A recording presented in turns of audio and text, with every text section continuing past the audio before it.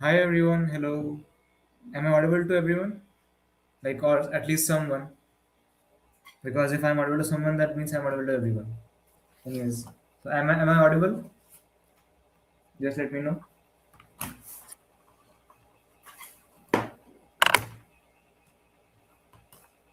Is anyone there? I can see 13 people are here, which is probably very inaccurate, but it means it is a non-zero number. So, can you guys let me know if I'm audible or not? Am I audible? Just let me know.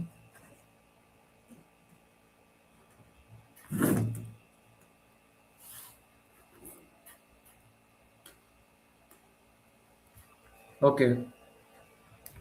So, hello everyone. My name is Pradyumn, and today we will discuss the solutions to the problems A to D2 from today's contest, which was Codeforces Div 2.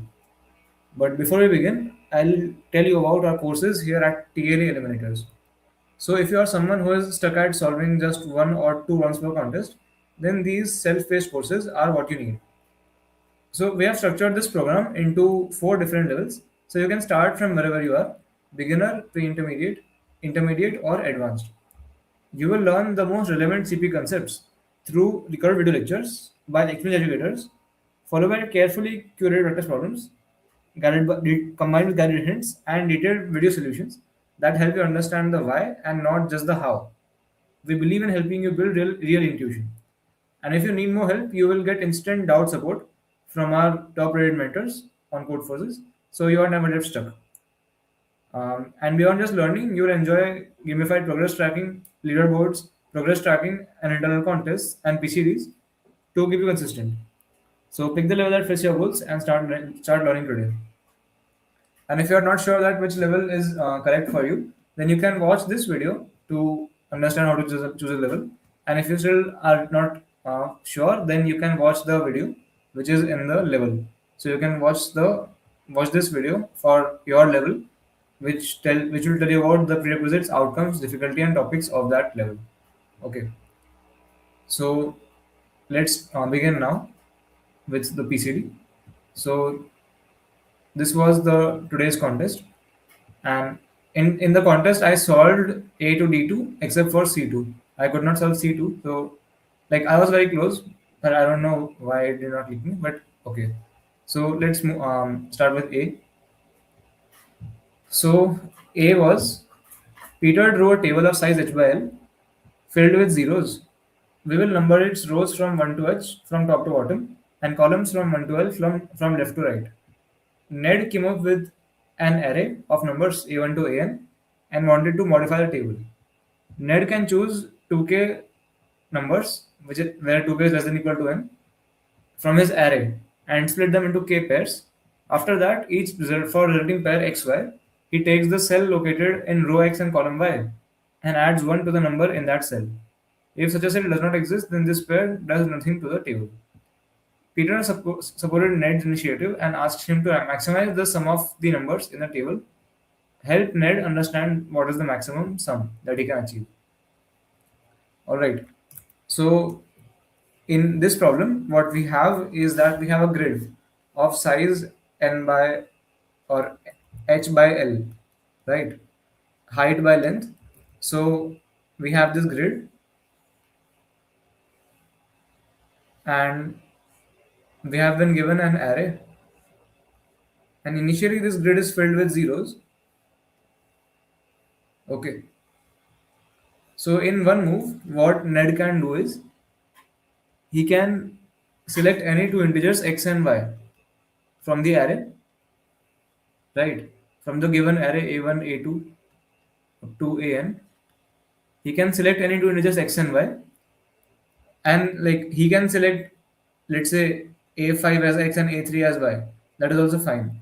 They don't have to be in the order. So he can select any two integers x and y, and on the cell x comma y, he will add +1. So initially all are 0, and then in one move he can select any two numbers xy and add +1 to the cell, and then he will delete those x and y from the array. So now the array size becomes n minus 2, right? So he has to keep doing this, And like if he chooses any numbers, let's say which are out of bounds of this H cross L, like like if that cell is not there in this like grid, then it won't do anything to the matrix. Like choosing those two cells won't do anything.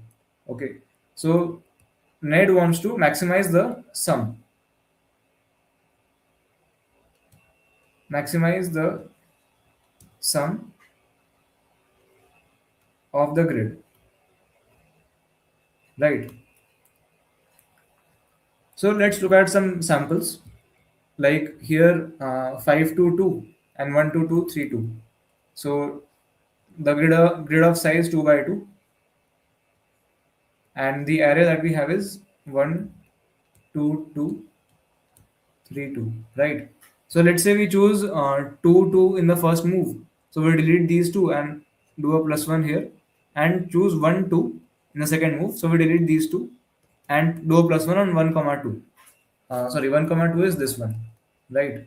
So finally we got 2 as the sum, right? So what is the maximum sum of the grid that you have to find out? So now, one possible question that I might ask you is that, okay, I told you that if you choose a pair x comma y, if you choose x comma y such that it is not inside the grid, that is either x is greater than h or y is greater than l. If you choose an xy like this one, then it won't do anything, right? To the board, it won't do anything. It won't change the sum. So why would you delete this x comma y unnecessarily from the array? Like from this array that we have been given, a1, a2 up to an. Why would you do this move? You would never do this move, right? Because doing it just does nothing. And maybe we can use this number somewhere in the future. But now, if we do this move, we are deleting that number. So that is not beneficial to us. So basically, we will never do a move, or we will always do a move inside the bounds. Okay,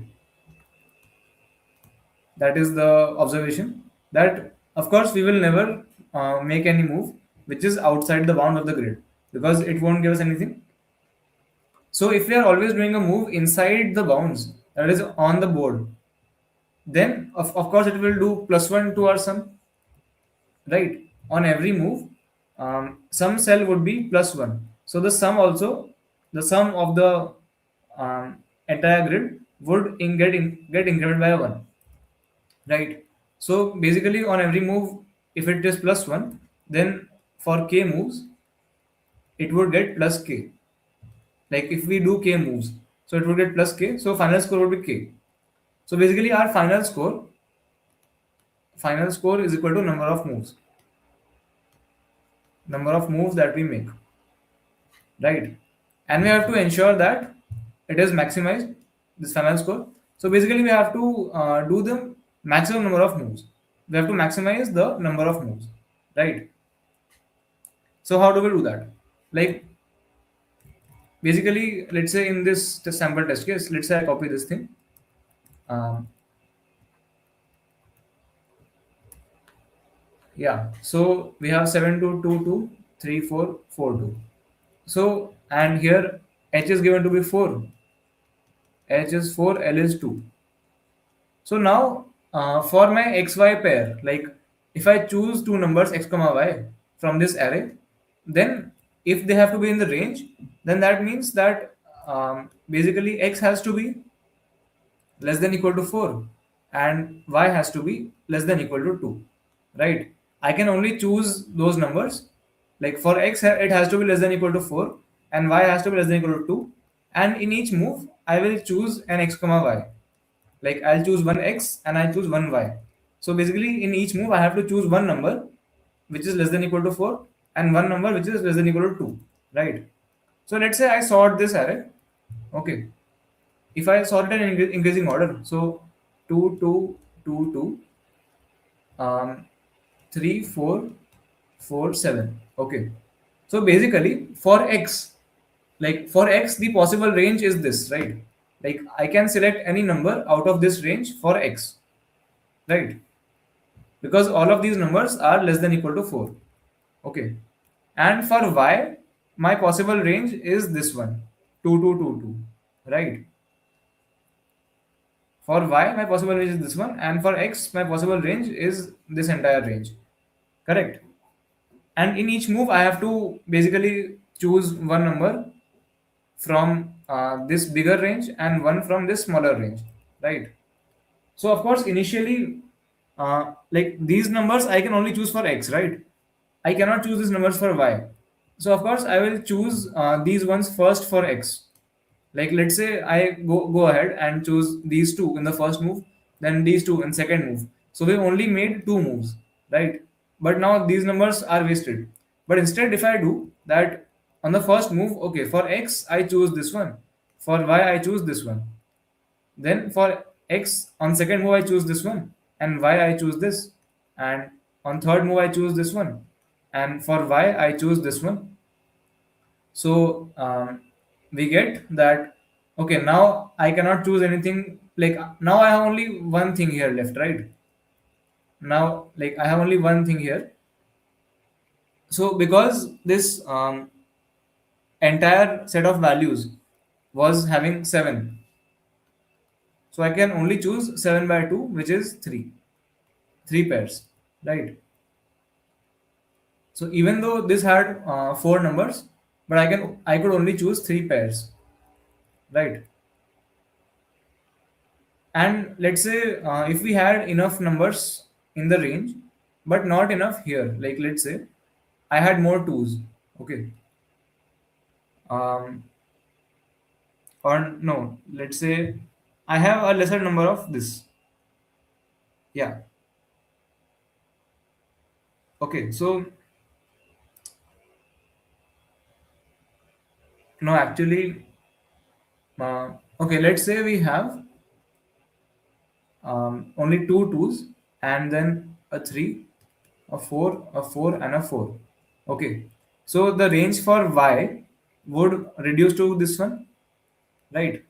Like, okay, in the earlier case, what we had was we had total 7 numbers which were inside the range of x, right? So we just said that, of course, 7 by 2, which is 3, 3 is an upper bound for the answer. Like, of course, we cannot choose more numbers than 3 because the larger range, like every number has to be in that range, the larger range, and we are choosing two numbers in each move, so at most 7 by 2 moves we can make, which is 3. But here also we have like 6 numbers in this larger range, right? But we cannot really choose 3 pairs. Like let's say if I choose these two, like because one from this y range and one from this x range, and then one from this y range, one from this x range. Now, even though these two numbers are there, but I cannot choose them for y because for y I only have these two options, right? So here the bottleneck is this one. Okay, so like the bottleneck is 2. So basically, I have two values. One is the bigger range upon 2, that is 3 for the previous case, and the other bottleneck is 2. Like 2 is the size of smaller range. Like there are only two elements which are applicable for y, so I have only at max two moves, right? So what you can simply do is take the minimum of both of these quantities. Like take the minimum of smaller range by 2. So smaller range by 2, sorry, not smaller range by 2, just smaller range, comma, the larger range by 2. So 6 by 2. Like this might not be very clear how it happened, so I will again show you a bit more intuitively. Or actually this was intuitive, that we have two ranges, that one is for y, some first I elements, and one is for x, some first j elements, and you have to choose x and y. So okay, at most you will choose this much by 2 pairs, right? Because all the numbers have to be in this range, and also every other number has to be in this range. So um, if there are like only two numbers. So you can only select two pairs at max. So your final answer would be the minimum of those two quantities. Minimum of 6 by 2, comma 2. Right. So I hope like it is kind of clear how we got like we how we came up with this minimum of the smaller comma larger by 2. Okay. So maybe you understood this.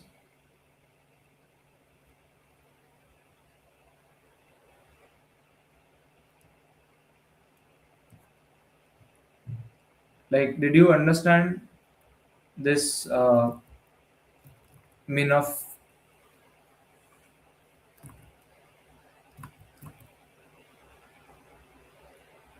two pointers? Like, two pointers not needed. You can just count the number of numbers. Like, what is this range? This range is basically all the numbers which are less than equal to 2, right? Like, since my k h is 4, l is 2, so my x has to be less than equal to 4 and y has to be less than equal to 2. So like here this range is the number of numbers less than equal to 2, and this range is the number of numbers less than equal to 4. So let's say they are C1 and C2. Like, let's say the number of numbers less than equal to x is C1, and number of numbers less than equal to y, I mean not x and y, I mean h and l. If number of numbers less than equal to h is C1 and number of numbers less than equal to l is C2, then your answer is min of C1 comma C2 by 2. Okay. And like assuming that C2 is greater than C2 is greater than equal to C1. Okay. Like, I'll try to explain briefly once again. Basically, let's say you have this input, okay, and you have h equals to 4, l equals to 2, right? So for L, you will have some subset of numbers that you can choose, right? Like if you want to choose x comma y, then you have to ensure that x is less than equal to 4 and L is less than equal to 2, right? So for your, sorry, I mean y, x is less than equal to 4 and y is less than equal to 2. So if you have like 4, like for y, you have these four numbers which are possible, right? So at most the answer is 4. And also for x you have, like since x has to be less than equal to 4, for x you have this 1 2 3 4 5 6 and 7. For x you have 7 possibilities to choose a number, right? And so your answer is actually 7 by 2, because from these numbers only you have to select both the x and y, right? So number of pairs are 7 by 2. So whatever is lower, like 4 or 7 by 2. So 7 by 2 is lower, so that is the answer. It is 3, right? So here my C2 is equal to 7 and C1 equal to 4. Okay. Intuition is not understandable.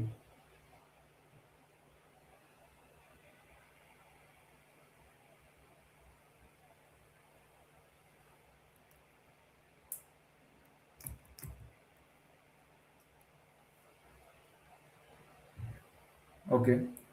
So y problem statement gives 2k less than equal to n. So basically, what the problem says that, let's say we have this array 2 7 2 2 2.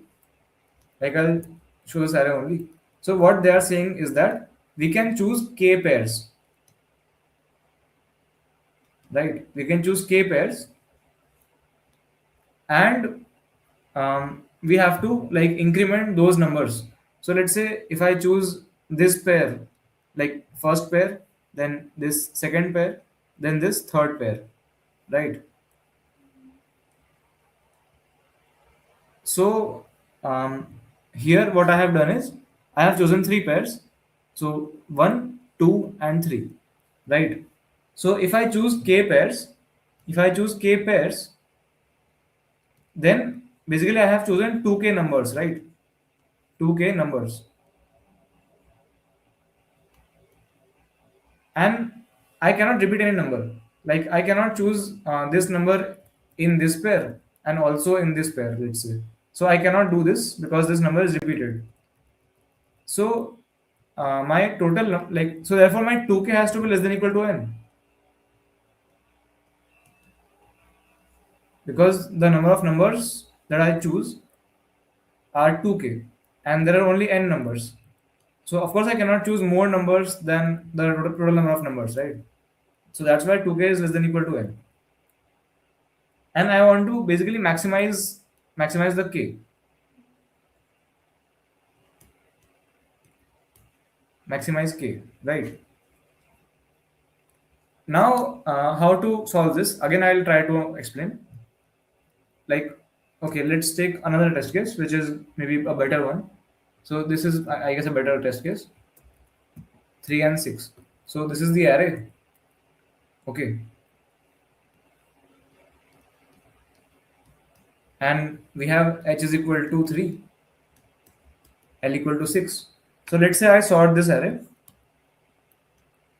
1, 3, 4, 4, 5, 6, and 10. 1, 3, 4, 4, 5, 6, and 10. Right? And so basically, I want to choose xy pairs from this, right? I want to choose x comma y pairs from this.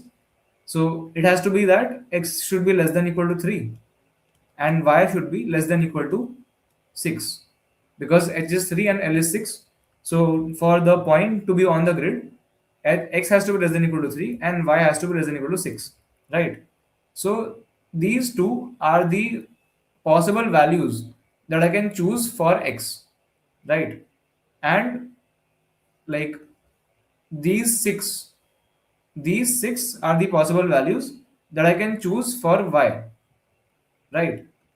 And in each pair I have to choose one x and one y, right? So for y I can select any of these six numbers, right? And but for x I can only choose these two. So let's say on the first move I choose this x, like this one as the x, let's say x1, and I choose this 3 as the y1, right? So we have one pair. Okay. Now on the next move, since these two are used up, now I have nothing more left for x, right? Because I used this number for y, because it came in y's range as well. So now I have nothing more for x, and so I have only one move. But now, like let's say, if I did not choose this number for y, instead I chose this one for y. Let's say y1. So these two are gone now, and I have done one move. Okay.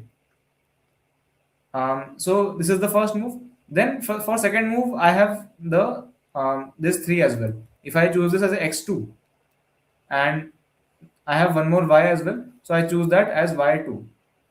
Okay. So like x2 y2, I have second move, so I can do two moves.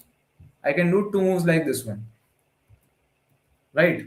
So basically, if you have a1, a2, a3 up till ai, let's say like if you have, I'll draw something ai plus 1 up till aj and up till a of n.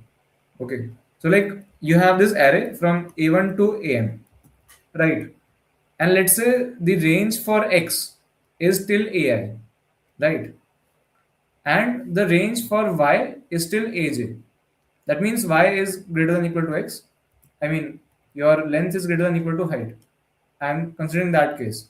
So if these are two ranges, so what you will do is you will choose the first pair as this one and this one, then you will choose second pair as this one and this one, then third pair as this one and this one, and so on until you run out of these numbers. Like let's say you run out of these numbers first.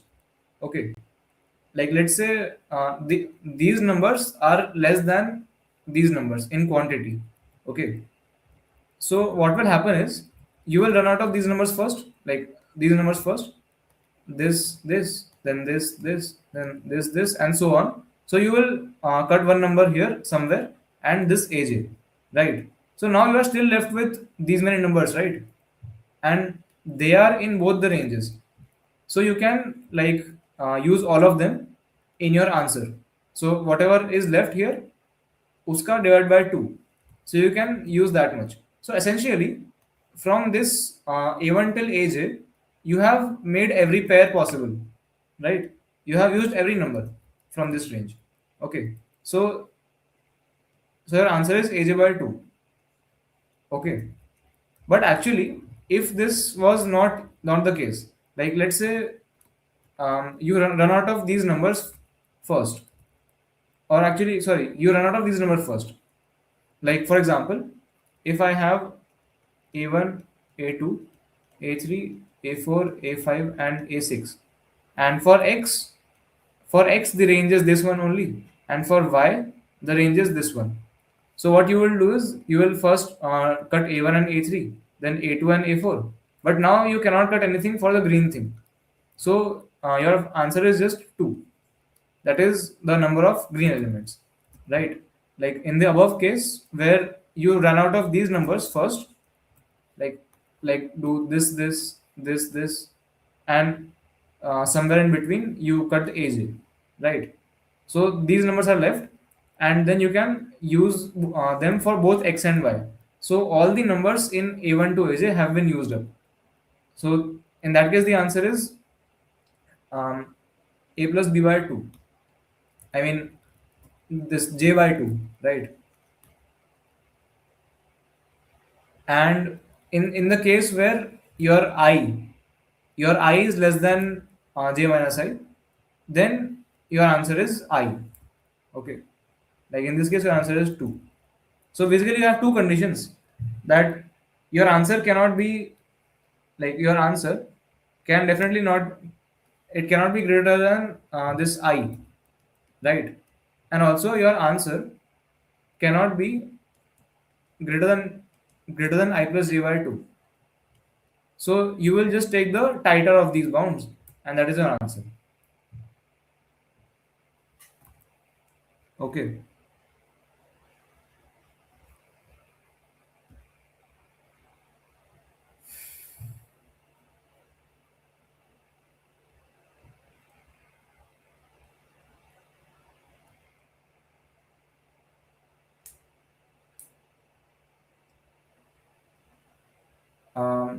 Next question, please. Okay. Like I got some doubts, so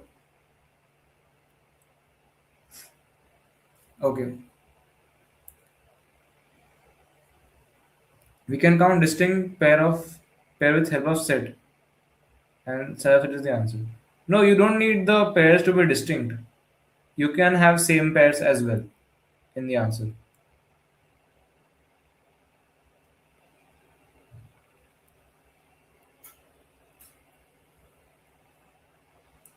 I don't really know, man.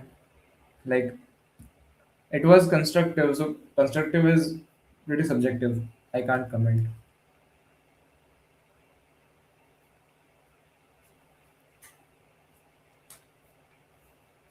I'll show my code, but the code doesn't really have anything.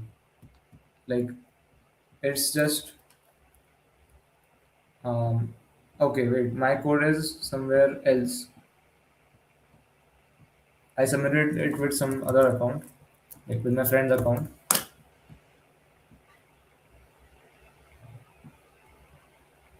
Okay, wait. Yeah, this one. After the contest, I submitted my friend's account. Uh,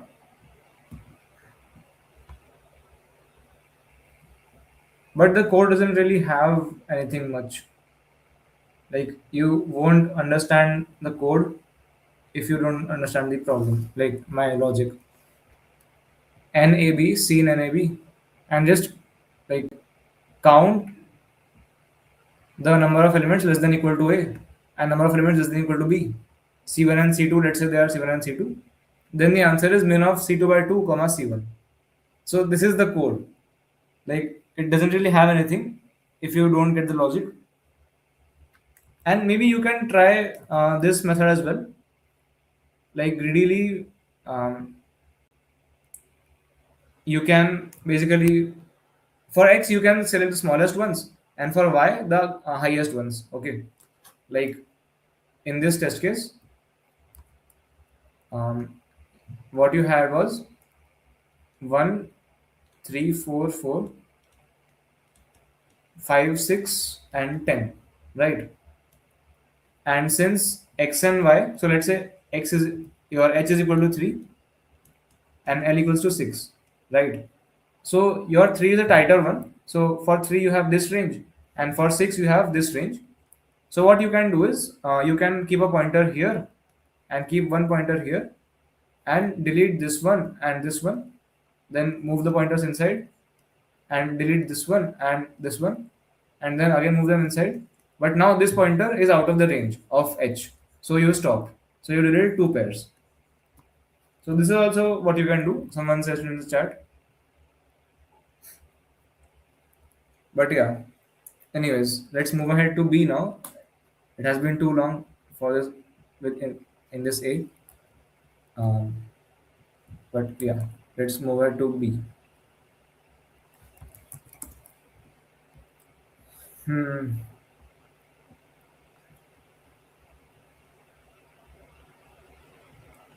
I guess I should increase the speed of the PC, kind of. Anyways, on an infinite number line, at point zero sits a frog. After many years of meditation, the frog has mastered n unique types of magical jumps. The ith type of magical jump allows it to jump forward by no more than AI units. In other words, if it was at integer point k, then after a jump it can land at any integer point from k to k plus AI. But magic always comes with a price. It has been cursed. Before each BIth attempt, before B1, like basically before BIth, 2 BIth, 3 BIth, to use the ice jump, the frog rolls back CI units. In other words, if it was at point k, it will first find itself at point k minus ci, and after the jump, it can land at any integer from k minus ci to k minus ci plus ai. The frog's goal is to reach the point with the number x using jumps while minimizing the number of rollbacks. Help the frog while the and find the minimum number of rollbacks it will have to endure on its way to the goal, or determine that it cannot reach the point x. Okay. So what we have here is we have a frog which is at a point zero. So frog is at point zero. It can move to point x, right?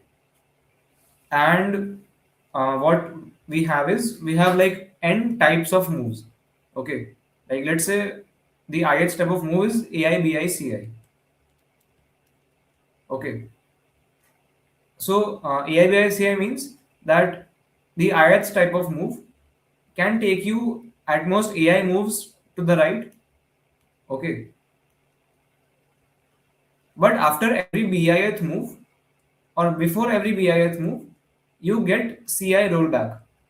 Okay, like for example, if let's say you have a as 2, b as 3, and c as 4. Okay, then what you have is, let's say you use the move one time, so and you go distance 2, so from 0 you go to 2, then from 2 you go to 4 using this move because ai is 2. You can go to 3 as well, but let's say you go to 4. So you have two jump. So you have used this move twice, and then since bi is 3, before doing this jump for the third time, before doing this for a third time, you will be rolled back 4.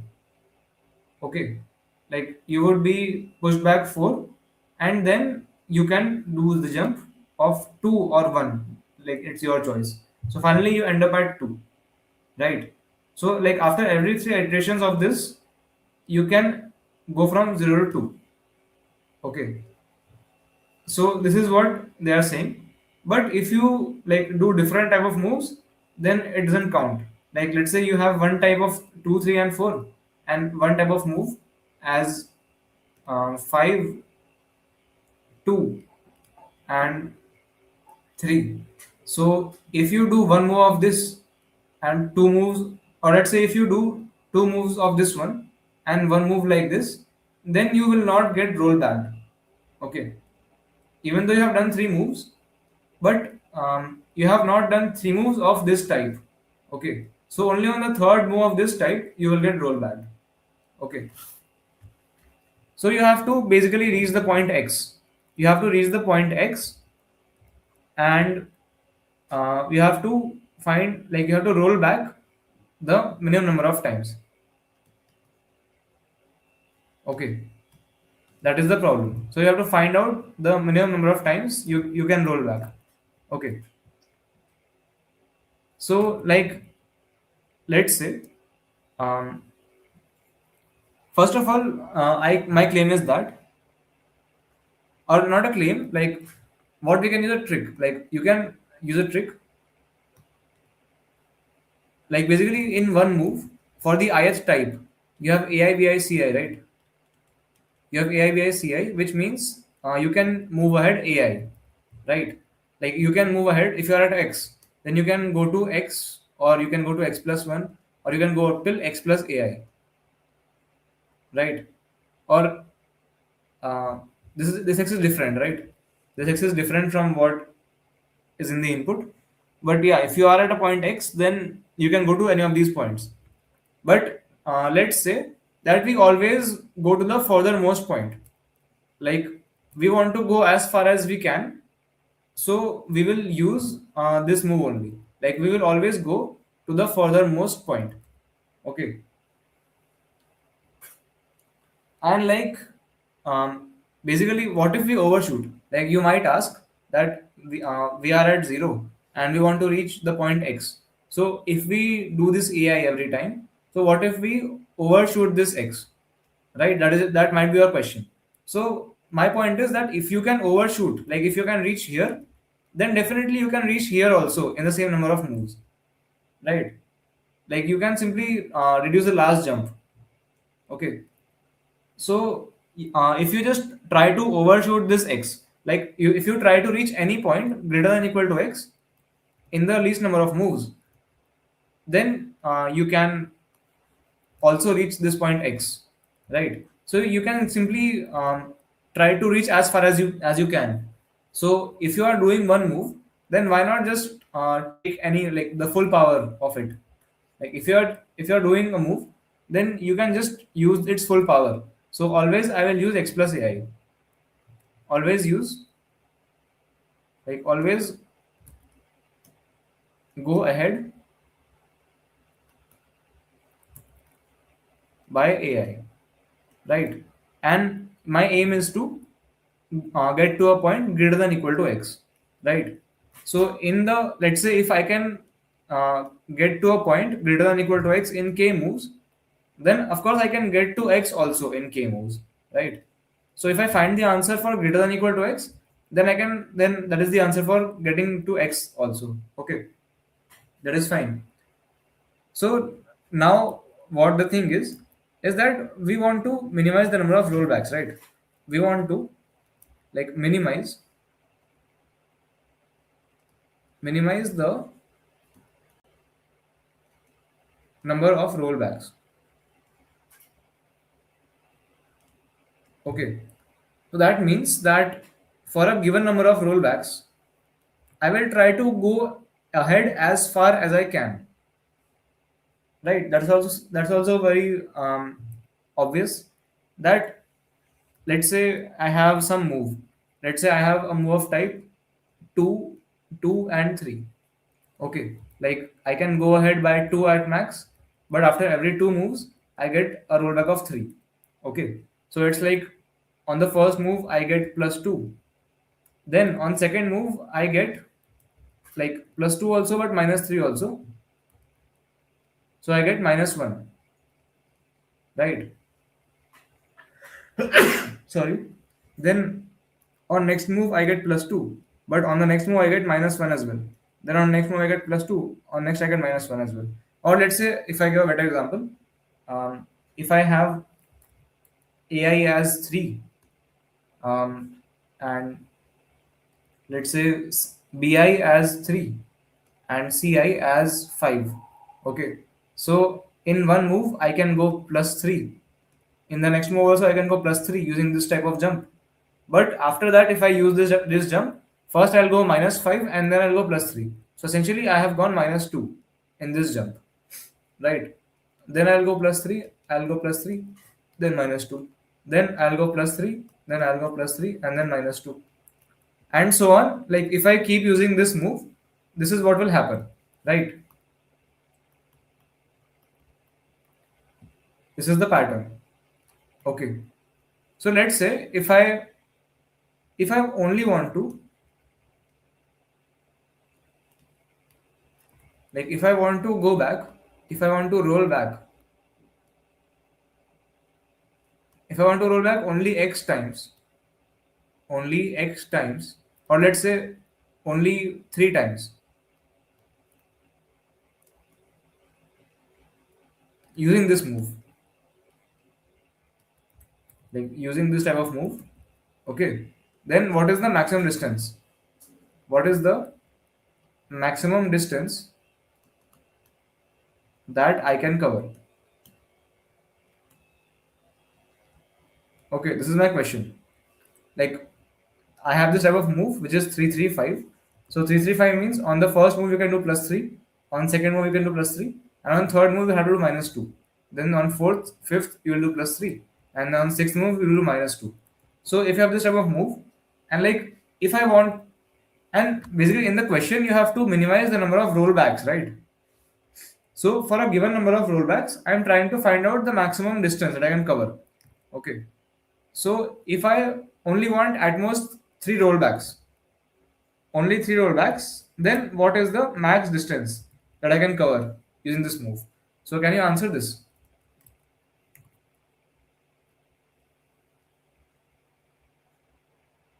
Yeah, question framing was pretty bad.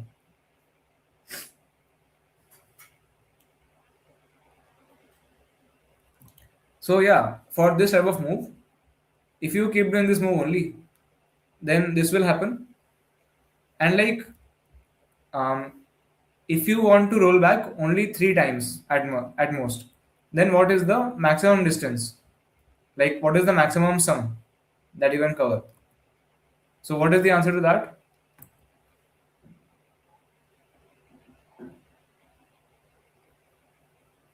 16. So let me calculate.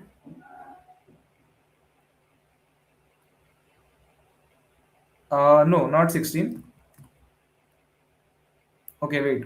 Might be 16. Like at max only 3 times. That means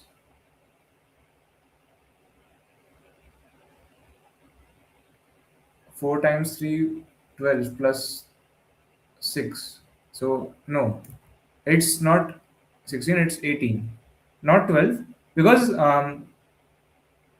12 is for only 2 rollbacks. You can do at most 3, right? So like first you do plus 3, then you do plus 3, then you do minus 2. So this is the first rollback. Then plus 3, then plus 3, then minus 2. So second rollback, and then plus 3, and minus 2. So third rollback. And then you can do plus 3 and plus 3 as well, right? So you have only 3 rollbacks like this. And if you go ahead once more, then you will get one more rollback. So you don't want that. So at max, this is your uh, like final maximum output. So like this is a cycle of 4, right? So we have 4 here, 4 here, 4 here, and 6 here. So 4 times 3 plus 6, which is 18. Okay. So basically, for a type of move, like let's say if I have AI, BI, and CI, then what I know is I can do AI, AI, AI, AI, AI, AI, AI, AI, like BI minus 1 times, right? This is BI minus 1 times AI. Okay. And then what will happen is minus ci plus ai. Okay, so ai minus ci, right? And then again, bi minus 1 times ai, so ai, and then again minus ci plus ai, right? So like let's say if you want zero, let's say like this is the first rollback, right? This is the first rollback. So let's say if you want to find the answer for zero rollbacks, like what is the maximum distance you can cover if you want no rollbacks, then what is the answer? This is the answer, right? It is like ai into bi minus 1, right? Then let's say if you are okay with one rollback, okay, then what is the answer? It is like basically this one plus this one plus until here, right? Before, just before this thing. So basically, this ai into vi minus 1 twice, like 2 into ai into bi minus 1, and this one rollback. So minus ci plus ai, right? So in general, if I say that if I'm okay with k rollbacks, then what is the answer? It is k plus 1 times ai times bi minus 1, and then k times rollback. So this will come k times. So plus k into ai minus ci. Okay. So this is your expression for k rollbacks. Okay. Like if I write it more neatly, um, this would be k into ai bi minus ci. Okay. And like minus ai plus ai gets cancelled, and you have plus ai bi, like ai into bi minus 1. Okay. So if you are okay with k rollbacks, then this is the maximum amount that you can gain, right? And actually, this is one cycle. You can see this is the amount of one cycle and times k, because k cycles. And initially, you can move ai into bi minus 1 without incurring any rollbacks. So this is how you can come up with this formula. So do you understand till here? Do you get till here? So how did I do this within 5 minutes in the contest? Like I came up with this formula in around 2 minutes, I guess, and then after that, I'll tell you. Maybe after that, I took 2 more minutes to come up with the further solution, and then 1 minute to code the solution. Maybe like that's not 5 minutes. Like I solved it in 10 minutes.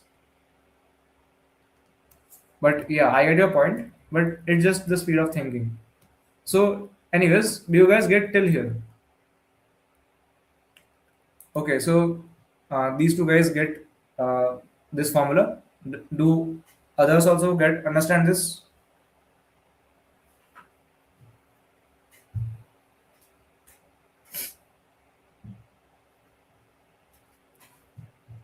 Okay, so this is what we get. Like if we are okay with k rollbacks, then the maximum distance that we get is this thing. Okay, like for the ith type of move, like this is the formula for the type I of move. Okay, and actually we have n different type of moves, right?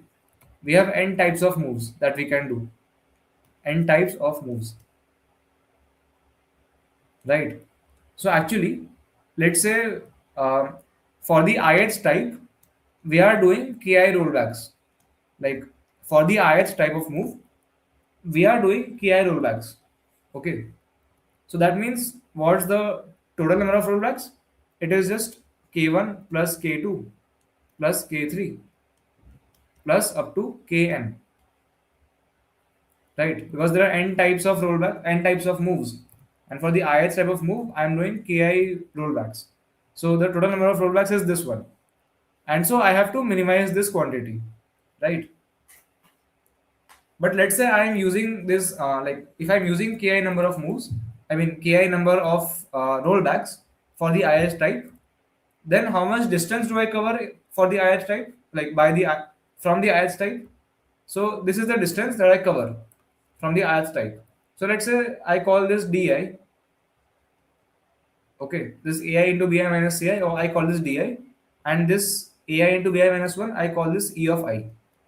Okay, so I can say that my like my distance covered, my distance covered by the ith type of move is ki into di minus ei. I mean plus. Okay, so like if I am allowed to spend ki moves or like ki rollbacks, then I'll get ki into di plus ei. So this ei is some constant. Like even if I don't spend any rollbacks, I still get this ei from every move, right? So basically now we have to minimize the sum of ki's. So to help you understand this better, I will try to use some numbers. Okay, like let's say for the first type, for the first type of move, my equation is, actually let's just find the answer to a sample. Okay, so let's use this sample. It is a good enough sample. Um, so we have like x is equal to 8. So we have to cross 8, right? So this is a sample. So let's try to calculate the value of di and ei for each of them. Okay. So I'll calculate di and ei. So what is di? D is equal to ab minus c, and e is equal to a into b minus 1. So my d value is equal to ab minus c, and e value is equal to a into b minus 1. Right. So let's calculate these values. So for this thing, ab minus c would be 1, and a into b minus 1 would just be 0. Then for this, it would be 0, and ab minus c would be 6. Then for this, it would be minus 2, and for this one, it would be 0. Then for this one also, the last one, it would be 0, and ab minus c, this would be minus 5. And for this one, ab minus c would be like minus 3, and a into b minus 1 would be 1, right? So like you can see that for this type of move, I get a penalty, I get a rollback only if I do it twice. If I do the move two times, right? So I just, let's say if I do it just one time, then I have no harm, right? So I get this one by default. So like let's say for this I use k1 rollbacks. For this I use k2 rollbacks. For this I use k3 rollbacks, and for this I use k4 rollbacks, and for this I use k5 rollbacks. Okay, like for the ith type of move, I have ki rollbacks. So what is the maximum distance that I can get?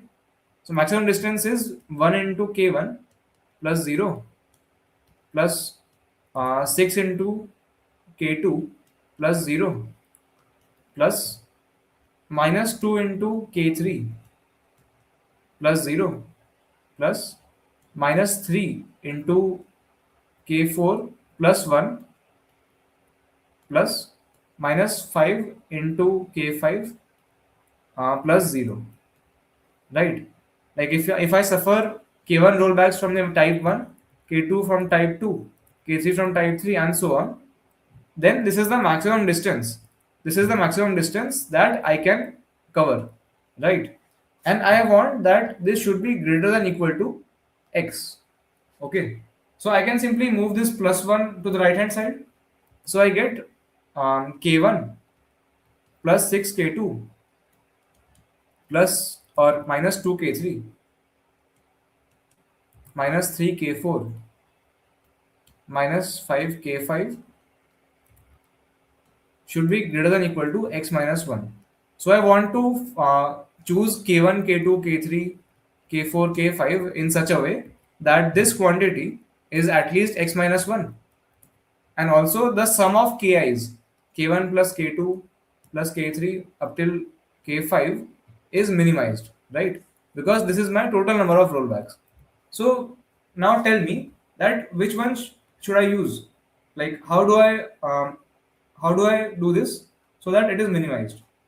Like you can see x minus 1 is what? 8. I mean x is 8, so x minus 1 is 7. Right? So what is the value of k1, k2, k3, k4, k5 that I should choose in order to make this at least 7?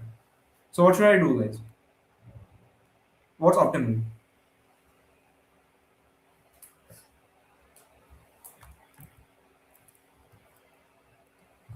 From here, what should I do? Like basically, if I use extra rollback on K3, then actually I get a loss, right, of minus 2. So in fact, I won't do this. Like my cost is increasing, and but this yield is decreasing. So why would I do that?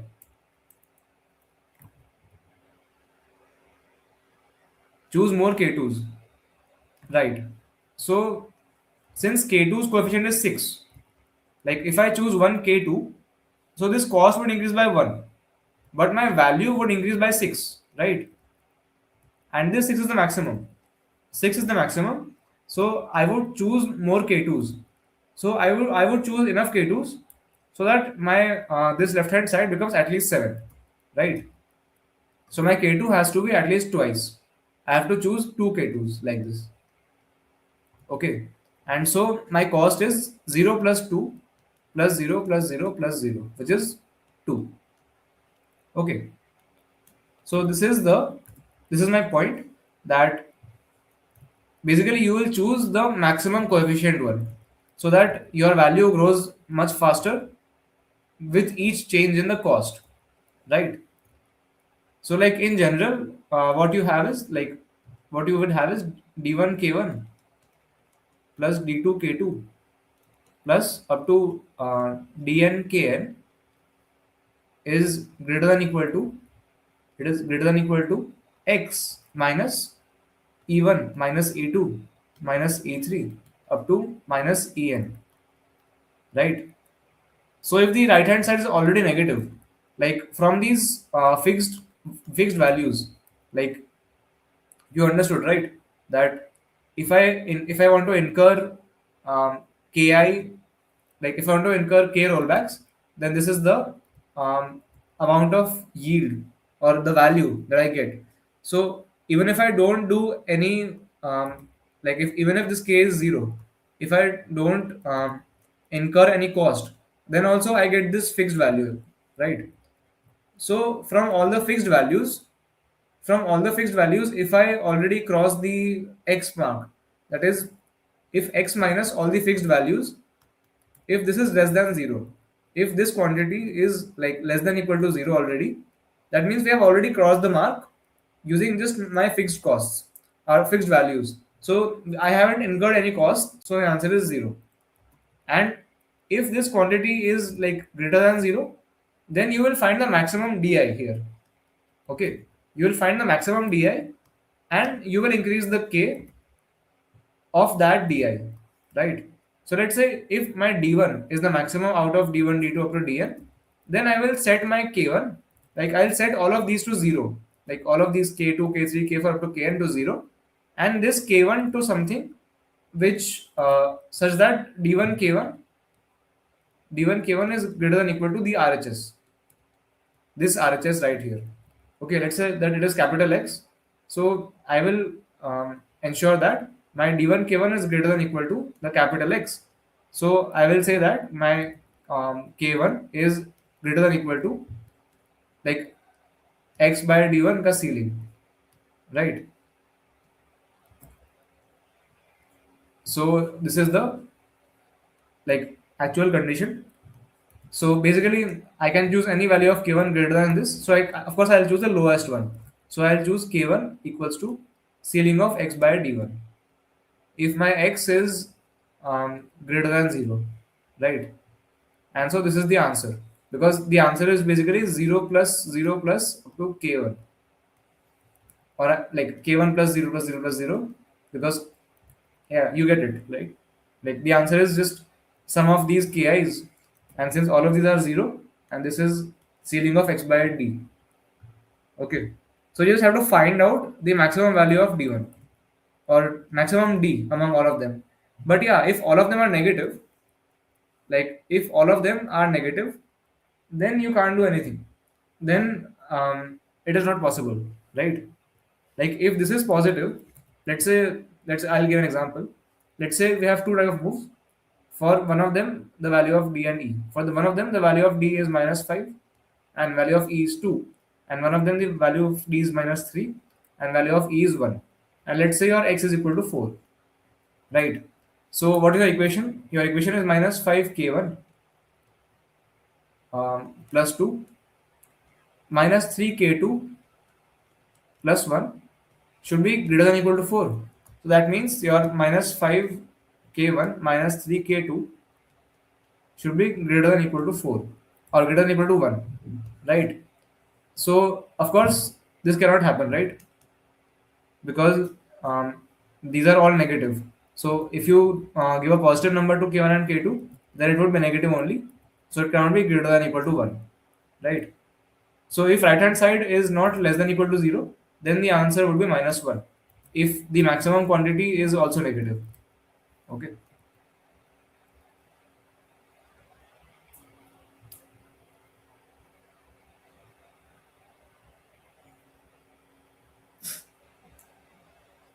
So this is the logic for B. Do you understand?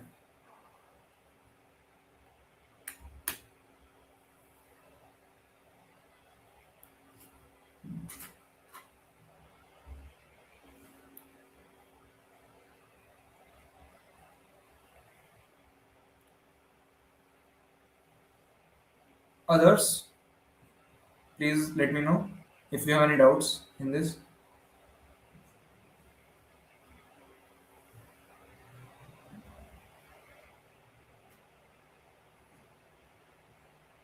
Rating, like I don't know, maybe 14 or 1500. Not even that. I guess 14, 13, 1400. Like it's just math, no CPA in this. Like no coding in this, just math.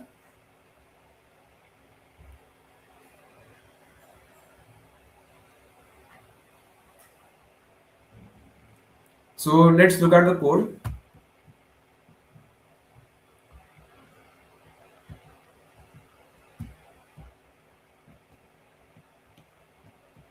Okay.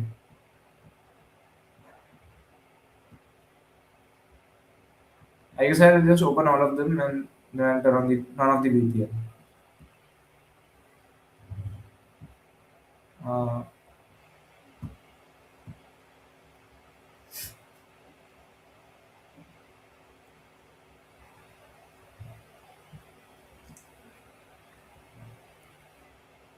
I don't know, 600, like I don't think it is 1600. It's not that tough.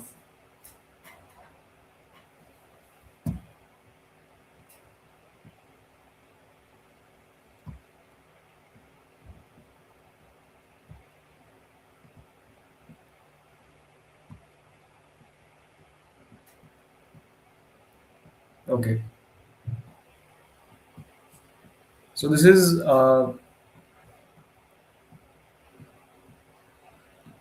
B. Okay. This is the code for B. So what I'm doing is I'm finding out the maximum value of D for out of every move, and also I am like subtracting the fixed value from X. That is a into b minus 1, right? So for every move, like for every type of move, I am doing ma is equal to max of ma comma d value of that, so a into b minus c. And also I am removing the fixed cost, which is a into b minus a, right? Now if x is less than or equal to 0, that means I have reached the x point, or I have reached farther than x point using only this type of moves, like the fixed moves. So I'll return 0. Otherwise, if MA, that is, if MA is not 0, because initially it was 0, okay? So if all of these D values were negative, then it would be 0 only. And even if any of them was 0, then also it would be 0 only. So if it is 0, that means all of them were less than or equal to 0. So I'll So I'll see out minus 1. Like if it is 0, I'll see out minus 1. And if it is non-zero, then I'll see out x by m ka ceiling. Right? Like whatever, I have subtracted these fixed costs from x, right? So whatever is the remaining value of x, I will divide by ma and take the ceiling of that. So x plus ma minus 1 is by ma, this is the ceiling, right? And I'll print that. Okay.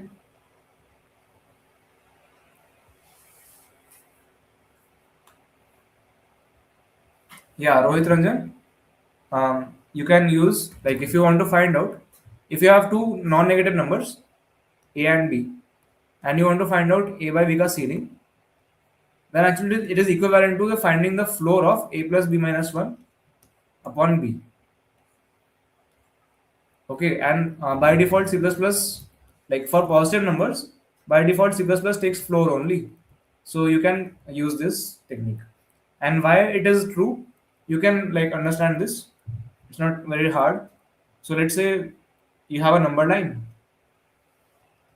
Okay, and let's say you have 0, you have 1, you have 2, and let's say this is your b.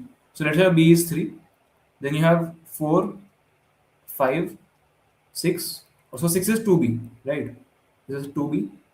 So you can notice I have like drawn long lines along this um, multiple of b's, right? So 7, 8, and then 3b. Okay. Now let's say you want a by b, right? So the value of a by b ka floor, like basically, um, actually, let's make this bigger. This is 0. So like if you see, if you take any of these 3 points, 0, 1, or 2, you will get the same value of the floor, which is 0, right? Then if you take any of these 3 points, you will get same value of floor, which is 1, right? 1 into bi, so 1. Then out of these 3 points, you will get same value for floor, which is 2. So now if you want seal, like let's say in seal, what happens for these three values? For these three values, you get seal value as 1, right? Then for these three values, you get ceiling value as 2. So like what you can do is you can shift this rectangle to the right by b minus 1, right? Like right now it is starting at 1, but you can move it to start at b. Okay. So this rectangle would just become this rectangle right here. And so if you take floor of it, it will be the same thing, right? It's kind of that intuition. So you can, like, if you don't understand, then you can just like learn this also. But that is how it works. Okay. Anyways, so I hope this was fine. So let's move ahead to C now. So problem C was a constructive problem. Okay. So we have to like construct a permutation, like given a natural number n, find a permutation of length n such that for each I from 2 to n minus 1, there exists a j between I to n such that pi is equal to pj or I. Okay. So we have to find a permutation of 1 to n minus 1. Like 1, 2, 3 up to n, I mean, sorry, 1 to n, such that um, for every I, like for every I in 2 to n minus 1, like we don't need to include 1 or n. So in 2 to n minus 1, your pi should be equal to p of j xor I for some j greater than equal to I. Okay. So basically, what you have is that your pi should be equal to pj or I for some j greater than equal to I.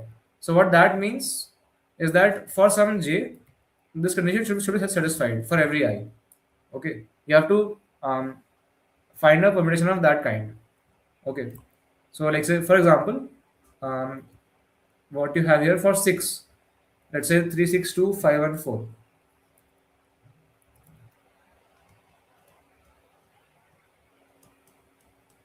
Okay, so like you don't have to consider this thing or this thing. Okay, so these two are fine. You just have to consider these four numbers as I. Okay, I'll index this 1, 2, 3, 4, 5, and 6. So if you consider these four numbers, so like you need to have 6 XOR something as 2. Like let's say if this is your I, then you have to have a j. You have to have a j in this range such that pi is equal to pj XOR I. So like in this case the j is this one. Okay, so like if you find out that pi is 6 and this is equal to p of j, which is 4, XOR I, which is 2. So this satisfies. So there is a j for this I. So this I is fine. Then similarly, you have to check for this I, and this I. And so if for all of these four i's, I can find a j to the right, then it is satisfied. Like for this 2 and 3, like for the I equal to 3, if I see, my j would be this one. Okay, so like my pi is 6, or sorry, pi is 2, and this should be equal to pj. Pj is 1, XOR I is 3. So 1 XOR 3 is 2. Okay, so this is the observation. Like this is the meaning of the question. Like we have to construct a permutation, find a permutation, find a permutation which satisfies this property. Like such that for all I in 2 to n minus 1, you have to have a j, right? So how do we find this permutation? Like this is just purely constructive problem. So like okay, you want pi equal to pj or I. Okay, like I'll try to make you visualize this. So what this condition means is that for every I, first of all let's rewrite this. Like it is written pi equals to p of j XOR I, right? So actually I can bring this I towards the left hand side, right? Because I can take the XOR of both sides by I. Okay, so pi XOR I'll go to the left hand side, and on right hand side this I XOR I gets cancelled, so I get pj. So I want that pi XOR I should be equal to pj, right? And why did I write it like this? Because on the left hand side now there's only I, and on right hand side there's only j. So now it is a bit easier. Okay, so I want pi XOR I should be pj. I mean, so basically for every I want the value of pi XOR I somewhere on the right hand side. Okay, like let's say if I have this I value, then I want that let's say I have pi here, so I want that the value of pi XOR I should appear somewhere on the right hand side. Okay, that's the thing. All right, so how do we ensure this? And actually, okay, one thing is that um, they have said that your j can be anywhere from I to n, right? If you have chosen this I, then your j can be either this one or this one or this one or this one. But actually what I am saying is that it cannot be equal to I. Like your j cannot be this index. Like they are allowing j greater than equal to I, but I am saying that j will always be greater than I only. Because if j is equal to I, then what does this mean? This condition means that um, pi XOR I is equal to pi. So if you cancel pi, you get I equal to 0. So this can only be for I equal to 0, and since I is between 1 to n, or actually between 2 to n, so this can never happen. Okay, so we are only looking for j greater than I. Alright, so basically if I have I from here, you will you will want to have the value of pi's or I somewhere in these numbers. Okay. So what about the last index then? Like here, if we have I, then what about that? Because then where can we have j? So actually, you don't need to check the last index. Like that's why they have given I from only like 2 to n minus 1. 2 to n minus 1, they have given I. So that's why they have not given it until n. Because for n, there is nothing to its right, right? Like if you have this I, then there is nothing to the right. You cannot choose a j on the right. That's why they have given only till n minus 1. So actually that implies, like that means that we can put anything here. Okay. Like the fact that they have only given from 2 to n minus 1. So that means that we can put anything here that we want. And it will not violate the condition for this index. Right. So actually, like if you again see the question, we want to have that for every I, for every I want that the value of pi xor I should appear to the right hand side of this I, right? And actually I can place anything on this index. So you can see that this index actually, this index is to the right of everything else, right? Like if I choose any I, if I choose this I, if I choose this I, if I choose this I, and I look at its right hand side, then this last index will always appear there. Like this index will always appear on that right hand side, and I can put anything there, right? So actually it is a very powerful index, and so we can use that to make a permutation. Okay. So like um, we can actually use this index as a very powerful index, and we can put anything there. Like what I'll try to do is, for every I, for every I, for this I, for this I, for this I, I'll try to make the value of pi xor I. I'll, the pi xor I equal to this last value. Okay. Like I'll make all of them equal and equal to the last value, right? And the elements in this array have to be from 1 to n, right? So I'll use this very powerful blank where I can put anything and which appears to the right of everything else, and I can put anything on there, correct? So what I can do is I'll try to make every pi's or I equal to the last index. Okay, the last index. So what's the last index? Like okay, so what should I put it there? Like what should I make the value of pi's or I equal to? So actually you cannot put 0, right? You cannot put a 0 here because you have to put from 1 to n, right? So you have to put at least a 1 or a 2 or a 3. So what's the simplest I can do? I can put a 1 here. In the simplest thing, I can put a 1 here, and then try that for every index from 2 to n minus 1, my pi's or I is 1. Okay. Like for every I from 2 to n minus 1, I will try that my pi xor I turns out to be 1. And that means that I will set my pi to I xor 1. Okay. So what does I xor 1 mean?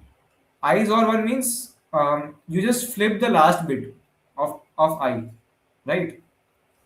Like for example, if you have 1010 as your I, so if you take XOR with 1, you just flip the last bit, right? So it becomes 1011.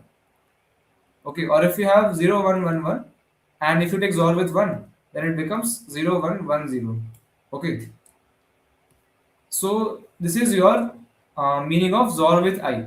So basically, any odd number, like anything which ends at 1, is an odd number, right? So the odd number gets minus 1, and and any even number gets plus 1 if I solve with 1, right? So actually you can see that 2 becomes 3. If I solve with 1, then 2 becomes 3, and if I solve with 3 becomes 2. Similarly, if I solve with 1, this 10 would become 11, and 11 would become 10. So actually, you can see that if you try to build a permutation, like let's say using this strategy, you try to find the one permutation. Let's say n is equal to 8. Okay, so 1, 2, 3, 4, 5, 6, 7, and 8. So on the last one, you will always keep 1 in my strategy. Then for the others, you will do I XOR 1.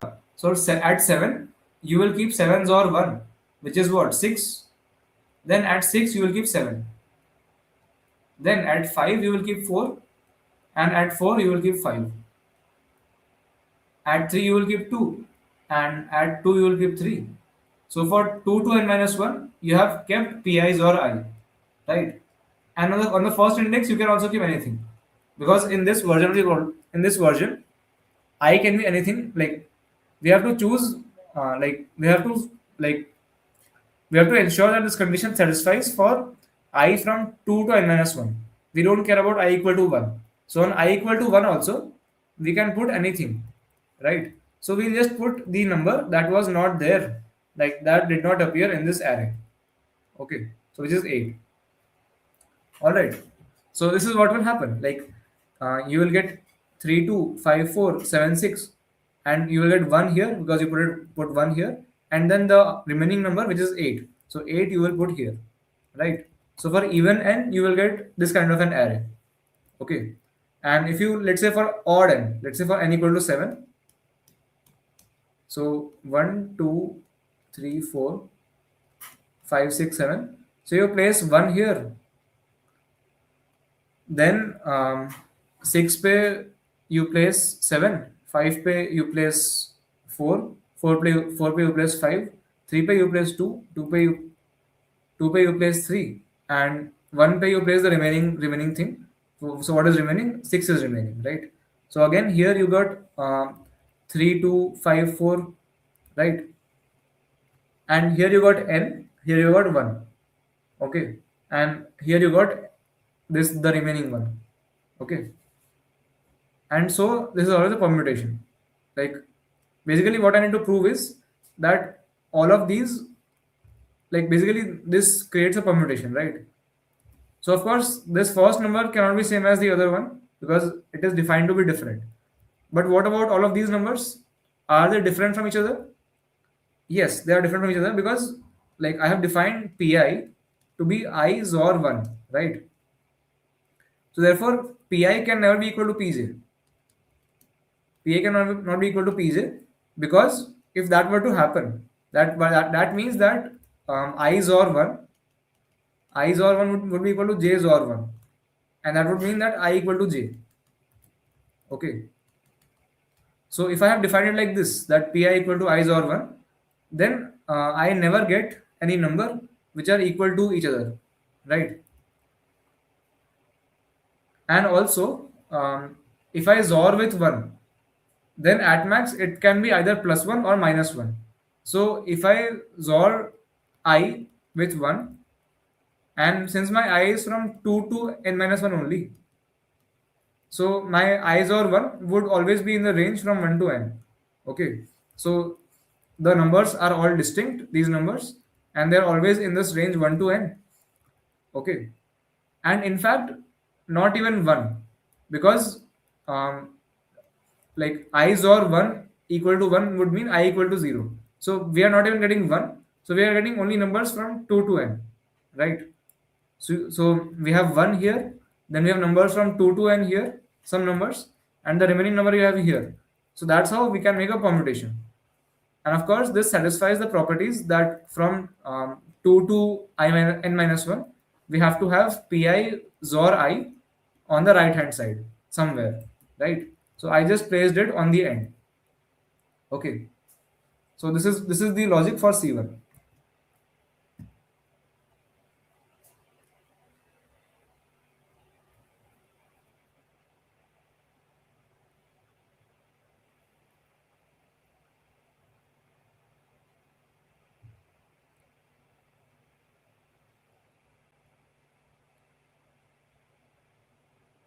Okay. So do you understand the logic of C1? How much time I took? I think after solving C1, I took like 15 something minutes, but I could not come up with it. Clear. Clear for Rohit?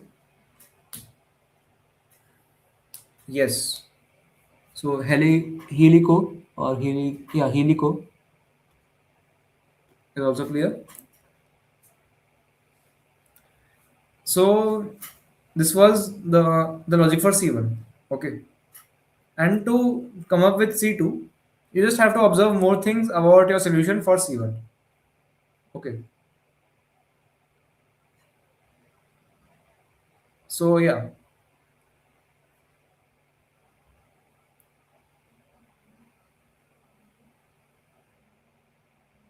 All right. So let's think about C2 now. Actually, let's look at the code for C1 first.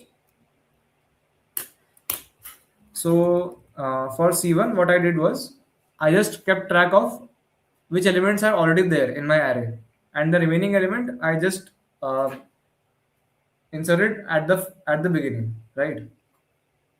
So here, like s dot insert I plus one. So like 1 to n, I inserted into a set, and then vector of int ans. So for I equal to 2 to n minus 1, I just pushed back I is or 1, and I raised I is or 1 from the set. And then in the end, I pushed 1, right? Last element is 1, and I erase s, I erase 1 from s. So now only one element would remain in the set, and I would print it, and then I would print my ans. So this ans stores the answer from index 2 to n, okay, which is I is or 1, and then at the end 1. So first number I print is the remaining number, and then I print the numbers in the ans. Okay.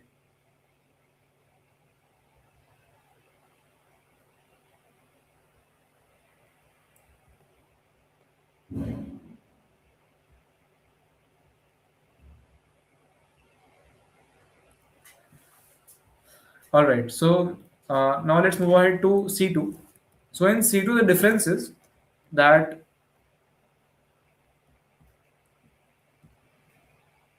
in this, the difference is that I can be from 1 to n minus 1. Like you have to check this condition for I from 1 to n minus 1.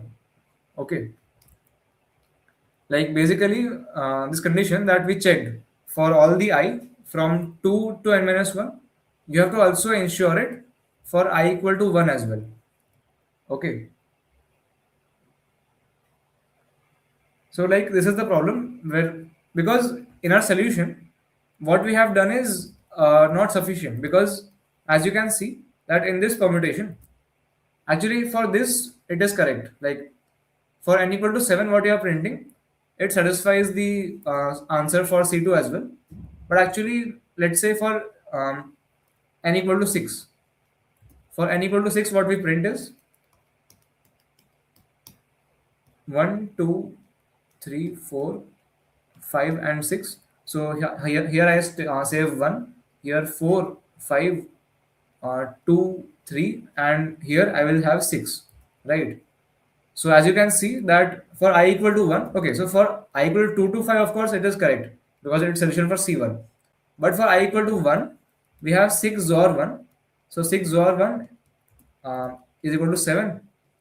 And 7 is not there to the right hand side of this. So it is not satisfied for this I equal to 1. Okay. And we have to make it satisfy for I equal to 1 as well. Alright. So now what do we do? That is the main question here. That now what we can do with this kind of an array. So first let's think about in which cases are we getting the correct answer. Okay.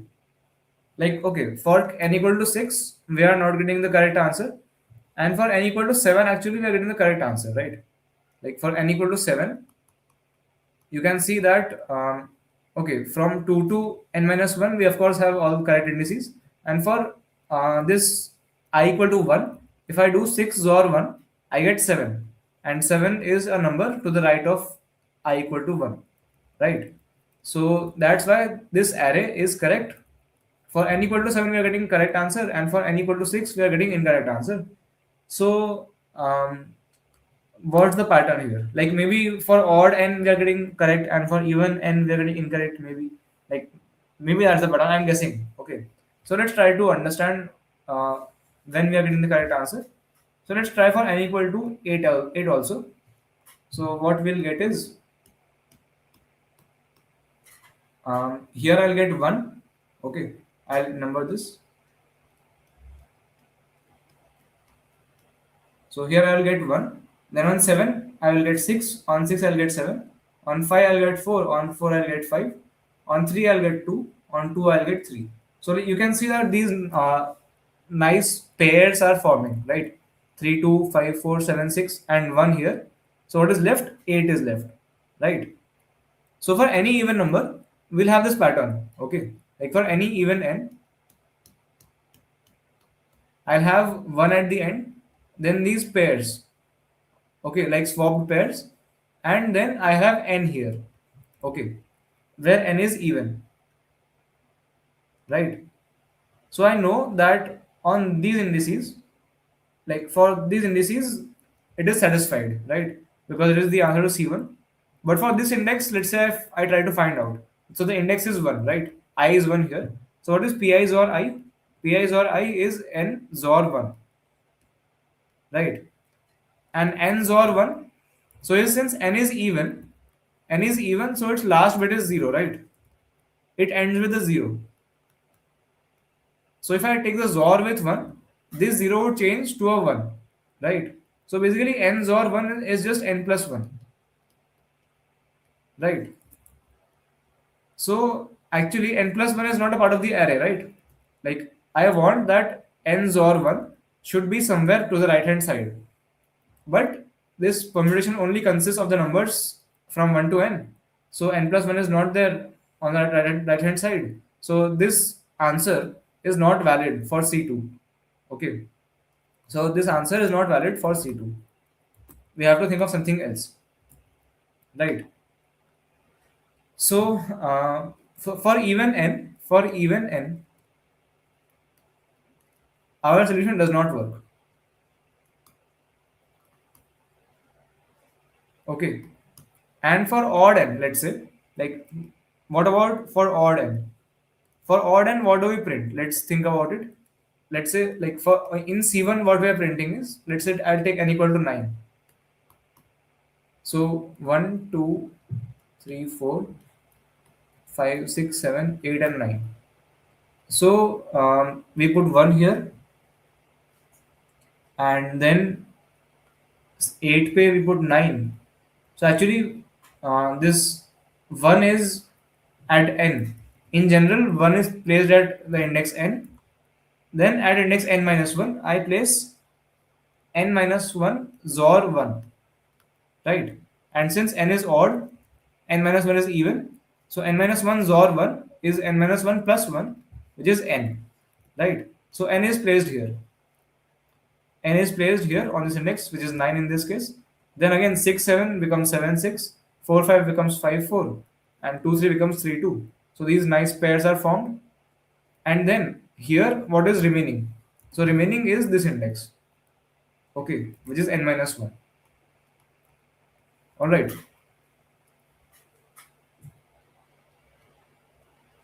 So n minus 1 is remaining. So like you can see that for odd n, what we are printing here on the first index is n minus 1. Like for any odd n, what we are printing is on the first index, we are printing n minus 1. So for the first index, if I find out the value of p1 XOR 1, p1 XOR 1, so what do I get? It is basically n minus 1 XOR 1, and since n is odd, so n minus 1 is even. So n minus 1 XOR 1 is equal to n minus 1 plus 1, which is equal to n, right? So I want n to be somewhere on the right hand side of this, right? So since I have n minus 1 here, and this array is a permutation, so I'll definitely have n somewhere on the right hand side, correct? I'll definitely have n somewhere. So this index I equal to 1 is also satisfied. And so this works, right? So my answer for C1, the problem C1 works for odd n, and fails for even n. Okay. So how do I fix it for even n? Now I'll think about that. So while looking at the odd n case, you could have observed something.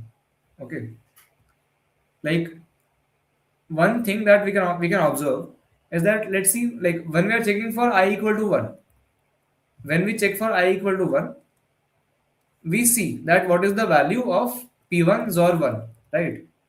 And I want that the value of p1 XOR 1 should be somewhere to the right of that. Okay, and of course p1 XOR 1 is not equal to p1, that's for sure. So it is not equal to p1. Like here, let's say I have some element which is p1. So the value of p1 XOR 1 is definitely not equal to p1. Either it is p1 minus 1 or it is p1 plus 1, right? So like p1 XOR 1 value, if my p1 XOR 1 value is like in the range of 1 to n, then I will definitely find it in the right hand side. Okay, that is my claim. Because this is the first element, right? Here I have p1, and this permutation contains all the elements from 1 to n. So if I have a number which is not p1 but in the range 1 to n, then it definitely is one of these numbers, right? So it definitely appears here somewhere, right? So like if my p1 XOR 1 is inside this range of 1 to n, then it definitely appears somewhere on the right hand side. Okay, that's my claim. So do you get the observation? Like basically, my point is that um, if I have a permutation from 1 to n, okay, 1, 2, 3 up to n, then no matter what I place on the first index, like no matter what I place here, if that p1, if that p1 XOR 1 is in the range of 1 to n, then I definitely know that this index is satisfied, because this p1 XOR 1 is not equal to p1, so it will be all, if it will definitely be found in some index from 2 to n. Okay, so then why was this even case failing? Like n equal to 8, it was failing, right? So why was this failing? It's because this p1 is 8, right? P1 was equal to 8, so p1 XOR 1, it was equal to 9, right? So actually it did not fit inside the range from 1 to n. Okay, it did not come inside the range for 1 to n, and that's why it failed, right? And actually, if you see, if we take any other number, like except for 1 and n, if we take any other number, then p1 XOR 1 would definitely fit inside the range. Okay, so basically, we could have had any number here on p1. We could have had any number here, and we chose to have the only possible case in which it fails, right? That's the point. Like we could have chosen any number from these numbers and it would have worked, but we chose 8 and it did not work, right? So the observation is that you can have anything on the first index. Like if I have a permutation and on the first index you have p1, and if p1 is not equal to 1 and p1 is not equal to n, then the index I equal to 1 is always satisfied. Why? Because p1 not equal to 1 and p1 not equal to n means that p1 is between 2 to n minus 1, right? So my p1 XOR 1, sorry, p1 XOR 1 is definitely between 1 to n, because p1 XOR 1 is either p1 plus 1 or p1 minus 1. So it is definitely between 1 to n. And it is not equal to P1 as well. And since every number from 1 to n is in this range, on the right hand side, I can find a pj such that it is equal to p1 or 1, right? So that is the power of this index as well. Like in the c1 part, we found that this index is very powerful, that we can place it here and it is to the right hand side of everything else. But you can also see that this index is also very powerful. This is actually very flexible in the sense that we can put any element here except for 1 and n. Okay, we can put any element here except for 1 and n, and it will work, right? So actually, we are just one step away from getting an answer. Why? Because, like, let's say for even n, for n equal to 6, we saw that we are getting wrong answer, right? Like for our c1, we were printing this thing, that 1, then 5 4, and 3 2, and 6. So actually, like, here we are printing 6, and that's the only problem. We could have printed any number out of 3 to 5 and 4, and not 6, and it would have satisfied this next one. But we have printed 6, so it is not satisfied. So now what we have to do is we have to basically, like, what we can do is we can bring any number here on the first and bring 6 to that number. Like basically just swap 6 with some index. Okay. But the question is that what do you swap with, right? Like actually, let's say you had an even n, you had an even n wala case, right? So what that looks like is that, okay, in general that case looks like 1 2 3 up to n, right? So n would be at the beginning, then you would have 3 2, then you would have 5 4, and so on. And at the end you had a 1, and here you would have n minus 1 and n minus 2, right? Like these two are swapped, right? So what you want to do is you want to place some other element on the front instead of this n. Like this n should not be here, something else should be here, right? You can put anything else here. Okay, like let's say you put this 4 here, and you put this n here, right? So 4, you put n here and you put 4 here. So we definitely know that this index I equal to 1, like this 4 or 1 would satisfy, right? But actually we have to have, like we have to look at one more thing, right? That this n and 5 should also work, right? That's the entire point. That this n and 5 should also work. Like for this also, that n XOR 5 should also be there on the right hand side, right? So actually, technically, we can swap this n. Like we can swap this n with any index, this index, this index, this index, and if I swap with anything, this would be satisfied always. But I cannot be sure that wherever I place this n, the final index of n also has to be satisfied, right? So I just want to ensure that wherever I place this n, I find n XOR I to the right of that. Okay. So where should I transfer this n to? That is the last question now. To where should I transfer this n? Okay.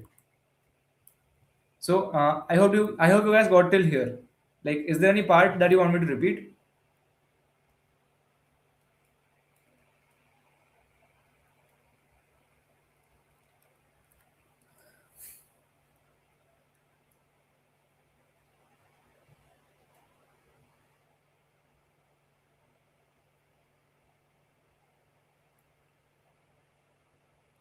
Oh, nice. That's cool to have him here.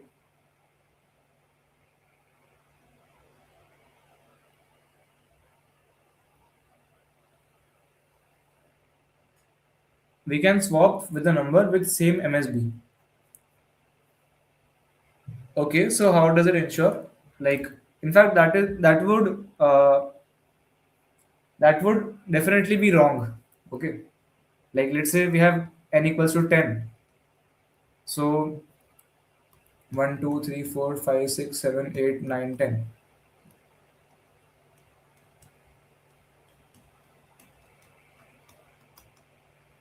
So like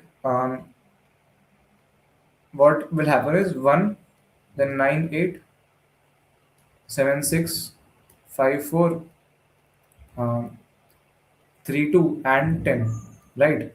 So if you swap with the same MSB, like this 10 is 101010 in binary, right? So this 10 has 2 to the power 3th bit set. So this 9 and 8 will have that bit set, right? So if you place 10 here, you place 10 here, so this will have that bit set. Like, so now both the numbers 10 and 8 have that bit set, right? So, like, let's say if it was 2 to the power k, like 2 to the power kth bit was the MSB, then in both of these 2 to the power k is set. So when I take XOR of them, this 2 to the power k would not be set. That is, the final number would be less than 2 to the power k, right?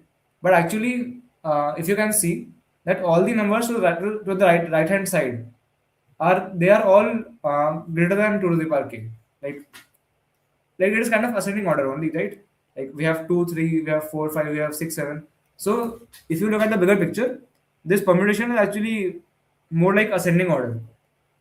So if you have some 2 to the power kth bit set here, then on the right hand side also all the numbers will have 2 to the power kth bit set. But in this XOR value, you have it non-set. So definitely you cannot find a PJ for this. Okay, I mean except this one, right? But of course, this 10 XOR 8 is not one, because we know that the number which we sent here, 7, that one had XOR 1, not 7. I mean 9. 9 had XOR equal to 1 with 8.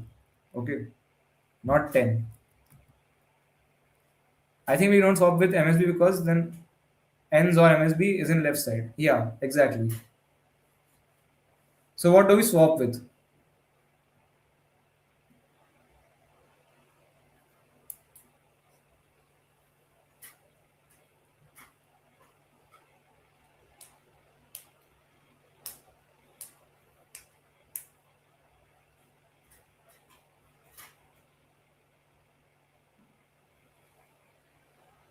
LSB plus 1.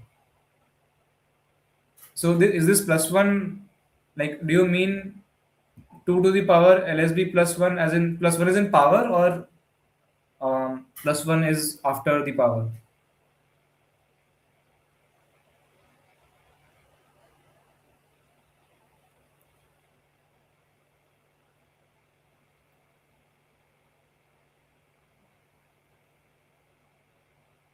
After the power. Okay. So will that work? Let's think. Like, I'll take an example again. Um, so let's say we take a number of 10 only.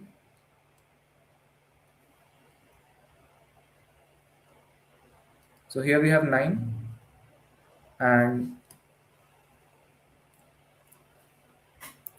like what you are saying is 10 is 1010, right? So you will swap with 10. Okay, you will swap with 3. Like, you will take the LSB, which is 0010, and do plus 1. So you'll swap with 3, right? Or you mean the third index, right? So you will bring 10 there and 2 here. So this 2 is definitely fine. We know that. But 10s or 3. So what you have done is, like, if you have some number, let's say 10110, then you are zoring it with this. So that will result in a number which is greater than this. You are saying that because, like, assuming that we have more than a single one in my number, like in my n, if I have more than just a single one, then if you take the XOR of this, then definitely it would turn out to be bigger than that. Okay, like here, like what you want is that the answer, like whatever it turns out, this should be greater than this, right? So since we have these bits also, it will definitely be greater than this, right? So I think it will work. Okay, so like if we insert 10 here and if we insert 2 here, then 10 XOR 3, 10 XOR 3 is what? Like 1010 and 11, it is 1001, right? And so this 1001 is definitely on the right hand side of this. 1001 is 9. Okay, so it is here. So I think that should work. But I don't know why we are doing plus 1, let's say. Like even if you do, like let's say if you have 10, 1010, and if you do 10, like just the LSB, then also you get like 1000. That is, this number you will get greater than this number, and that's also fine, I think. Like let's try it for 6 as well. um, for 6 we are constructing the array 1 2 3 4 5 6. So 1 5 4 3 2 and 6. So if we swap this 6, we have 6 is 110. So if I swap it with the index 2, right, then it will become 362541, and here we have two index, so 6 or 2 turns out to be 4, and 4 is right here. So I think this LSB also works, like 2 to the power LSB also works. Okay, and why it works is like if we have an n, right, if we have an n which is like let's say 10110 or something, and if we take the XOR with LSB, then what we want is that the resulting number should be to the right of the index. So like we are finally placing n on this index 10, right? So I want that my XOR value should be to the right of this. So therefore, whatever the XOR I get, whatever XOR I get, it should be basically greater than this, right? So if I have anything which is not one digit, like if I don't have like something like this, if n is not something like which contains only a single one, if n contains at least two ones, then I can simply take the XOR with the LSB. Okay, like I can swap the first position with the LSB and it should work. Okay, the first position with the LSB and it should work. But what about the case when n has only a single one? We'll think about it later. Like, okay, so we are done with the case where n is odd. So n is odd also done, like it was by default. Then for n even, we are done with the case where n has at least two ones. So like pop count means the number of ones in n. So pop count of n is greater than 1, so we are done. So do you guys get these two cases, that how we are done with this?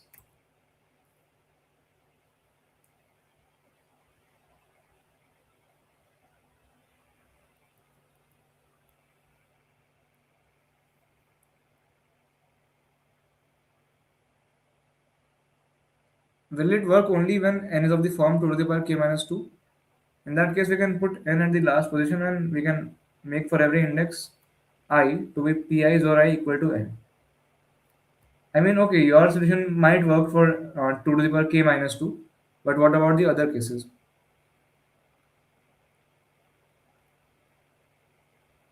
You are doing 2 to the power bit plus 1, because then I will just keep a1 as 2 to the power bit. I mean, okay, but if you do 2 to the power bit, then your a1 would be 2 to the power bit plus 1. So either way, it's fine, because the actual answer would lie towards the right of both of those. Okay, what's the rating? You can check C list for that.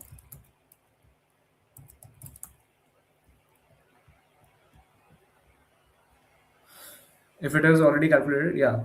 So hard version is 1800. C2 is 1800 and C1 is 1200. Okay. So, but what about the case where the pop count of n is 1? Pop count of n is equal to 1. That means n is a power of 2. Okay. Right? Like n is of the form 1 0 0 0 0. So if we have I zeros here, then this is just 2 to the power I. Okay. So if n is a power of 2, then what do we have? How do we find the answer? Actually, I like in the contest I wrote a brute force, and I saw that for 4 and for 8 there were no permutations, like there was no possible answer. So it was coming as -1 -1. So I thought that for all powers of 2, the answer would be -1 only. And you can easily prove it as well. Like, how can you prove it? You just look at the number n. Okay. Like, let's say n is a power of 2. Let's say n is 2 to the power k. Right? So the MSB of n is 2 to the power k. Right? Like 1 0 0 0 0, where this is the kth one. And in your array, you have all the numbers from 1, 2, 3 up to n. Okay, or like if you consider the numbers 1 2 3 up to n, 1 2 3 up to n, so out of these numbers only n has the msb as k, right? All the other numbers have msb less than k, right? Because they have only 4 bits, or I mean k minus 1 bits, actually k bits, right? So like my point is that only n will have msb as k, others will have msb less than k, right? So like when you are making the permutation, let's say 1 2 3 4 up to n, so where do you keep n? That's the question. Like let's say wherever you keep n, the I, which is the index, will definitely have msb less than k. So n has msb k, and this has msb less than k. So the msb of the total zor would be k, right? So n zor I would contain msb as k, and definitely it will not be equal to n, right? So it would be greater than n. So I will not be able to find n or I on this side, because I only have the numbers from 1 to n, right? And of course we cannot put n at the end also. And why is that? Nice question. Like if we put n at the end, then what's the issue? Okay, then the issue is that whatever we keep here, let's say we keep p of n minus 1 here, and this index is n minus 1. So what we would want is that my p of n minus 1, zor n minus 1, has to be equal to n, right? Like this zor should exist in the right hand side, and on the right hand side there's only n. So my p of n minus 1, zor n minus 1, should be equal to n. But if you can see, this p of n minus 1 is also a number from 1 to n minus 1 only, and this is n minus 1. So both of these have msb less than k, but this has msb equal to k. So this can never be equal, right? So therefore, for n equals to 2 to the power k, the answer is -1. Okay.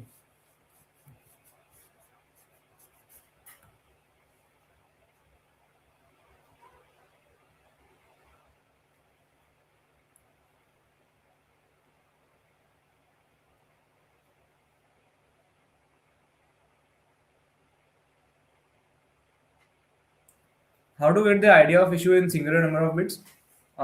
So first of all, like you see that your method assumes inherently that there are at least 2 bits.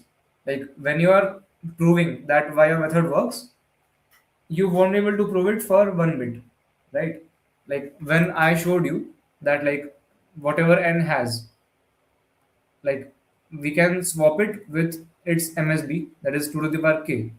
Like if n is 10110, then if we take zor with just the lsb, then that zor would come out to be 1010. Like the zor would come out to be greater than this, right? And why is that? It is because of these bits. Okay. But if these bits were not there, that is, if there was only LSB, then I cannot use the method. I cannot use my method. So therefore, I have a method only for numbers which are not a power of two, right? Not a power of two. So what do I do for power of two?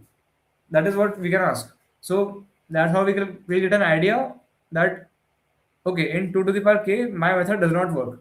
So now I'll try to find a method which works for 2 to the power k, or I'll try to prove that it does not work for 2 to the power k, or I will try to write a brute force and show you that it does not work, or and observe that it does not work for 2 to the power k. So either of these things you can do. And how to write a brute force, I can show you that.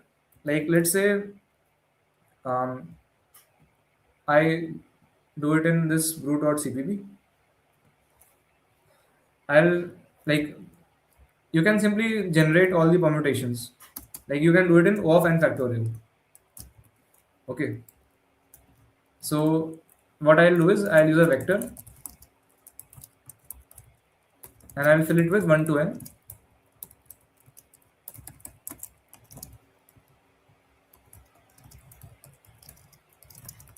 So this is now filled with 1 to n. Now what I'll do is I'll use this function called next permutation. Next permutation. So like I can give it a vector, and what it will do is it will like change my v.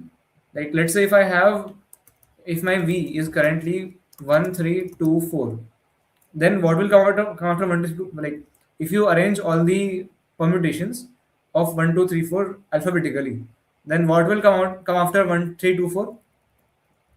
So after 1 3 2 4, I think what will come? Like 1 3 4 2, right?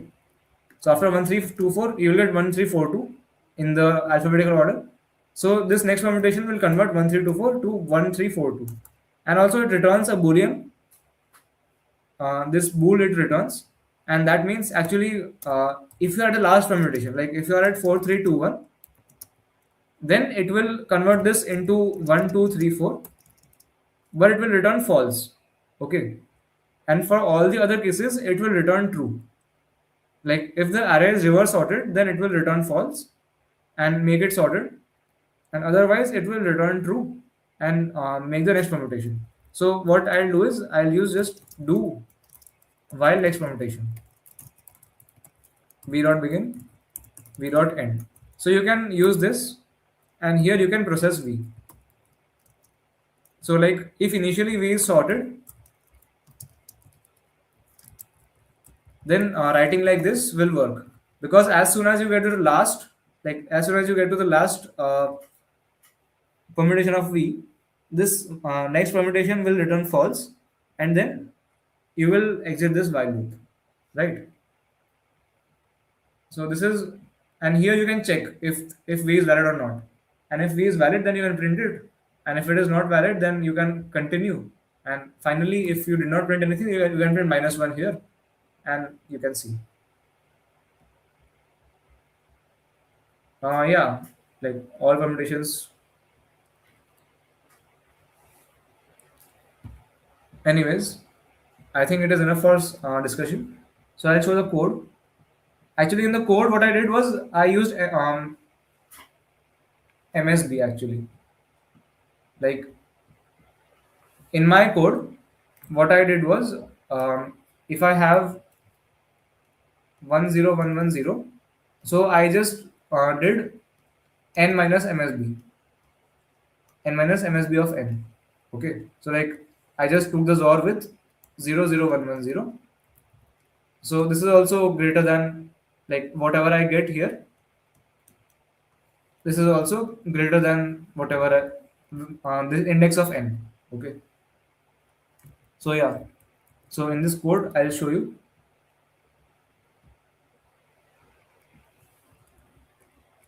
So this code until here, it is same as C1. So like I'm just building the C1 answer, like the answer for C1 in this vector called ANSS. Okay, So until here, I just have built the answer for C1 in this vector called ANSS.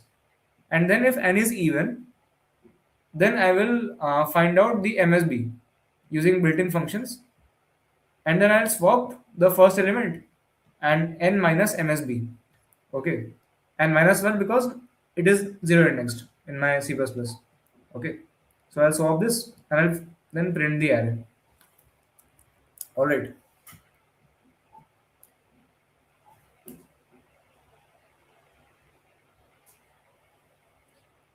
Able to solve A and C1, but not able to solve B. Topic, there's no topic in B. It's just math and logic. You can look at the solution later or now if you want. But yeah, anyways, let's move on to the last problem. I mean, the last two problems. They are D1 and D2. Okay.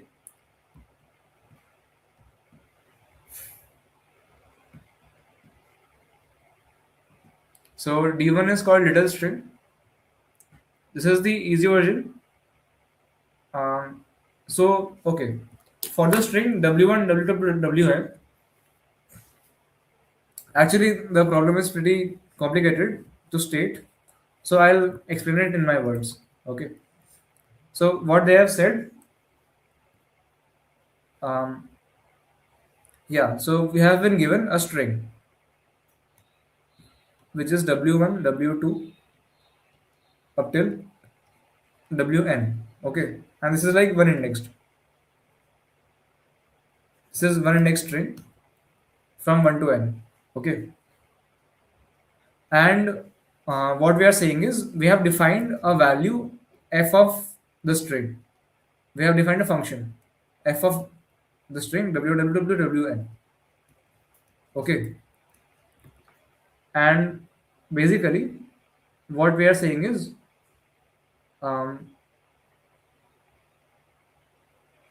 yeah, so basically what we are saying is we have to find the f value for the given string. And what is the definition of f? So definition of f is the number of permutations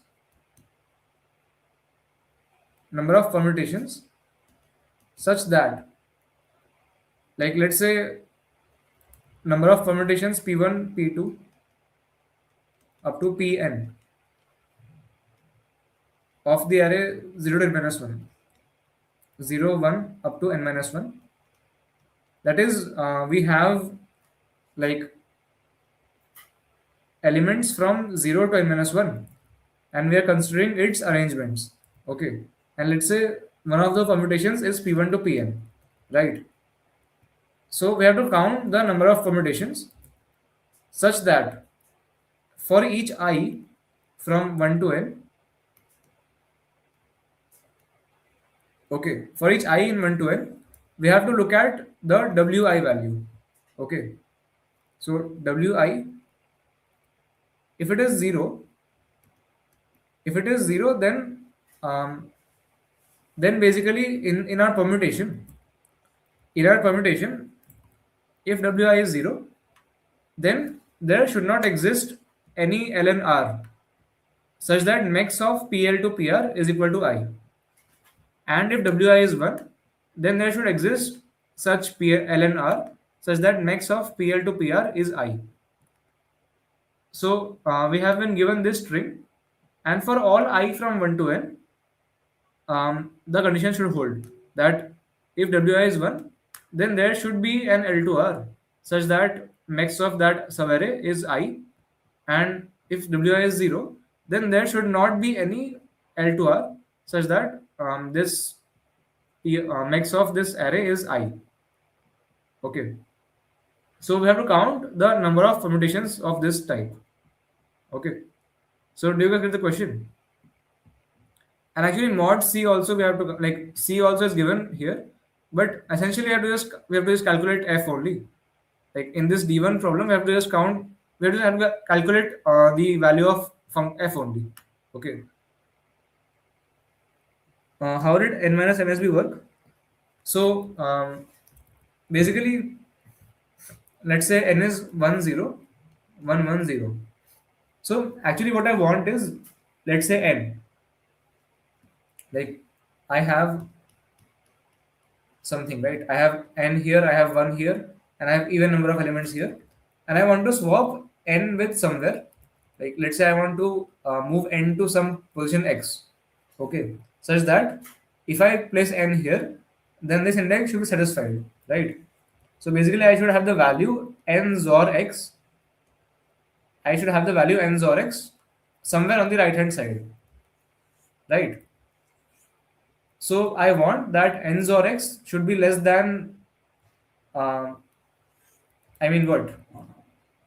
N XOR x should be greater than x. This is what I want, right? Because this is the index x. And so if n XOR x is greater than x, then I'll definitely find that value in the right hand side. Okay. So like if for 10110, my x value would turn out to be 00110. So this is, so basically I'll get the MSB of that, right? So this n XOR x is still greater than x. So that's why it works. Okay.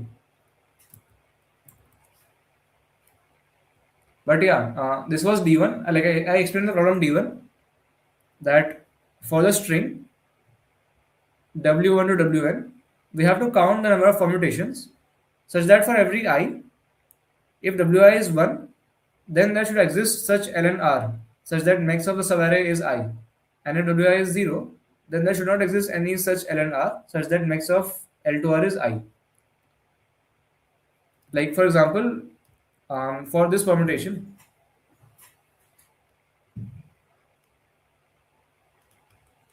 2354 0 1. Okay. So for this permutation, like for let's say I equal to 3, you want a subarray whose max is 3, right? So actually there is no subarray whose max is 3, because for max 3 you will have to take 0 1 and 2 in your subarray, and if you do that, then of course 3 would also come in your subarray, and therefore the max would be greater than 3, right? So therefore there is no subarray whose max is 3, and therefore W of 3, if it is 0, then only this permutation can be like will count this permutation. Like W3 has to be 0, then W2 has to be 1, because 2 is possible. Then W1 has to be 1, because 0 is possible. Like just take this thing. No, actually W2 has to be yeah 1, because this is possible, this subarray. Then W1 should be 1. Then W4, is 4 max possible? No. So W4 is 0. So basically, you get the point that you will count this permutation if and only if for all I it is satisfied. Like if for all I can make the max, then I should have that. Okay, I should count that. So like, do you guys get the D1 problem, or do you want to discuss something in the problem itself? I'll wait for like 1 minute. If someone has a doubt in the problem, they can ask.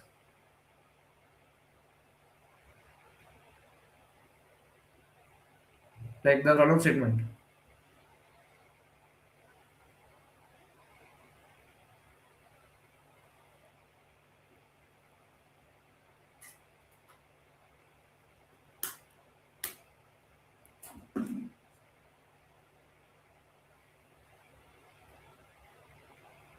Okay, so let's move on to the solution. Like now let's think about what will happen. Okay, so basically, they are saying that for a certain I,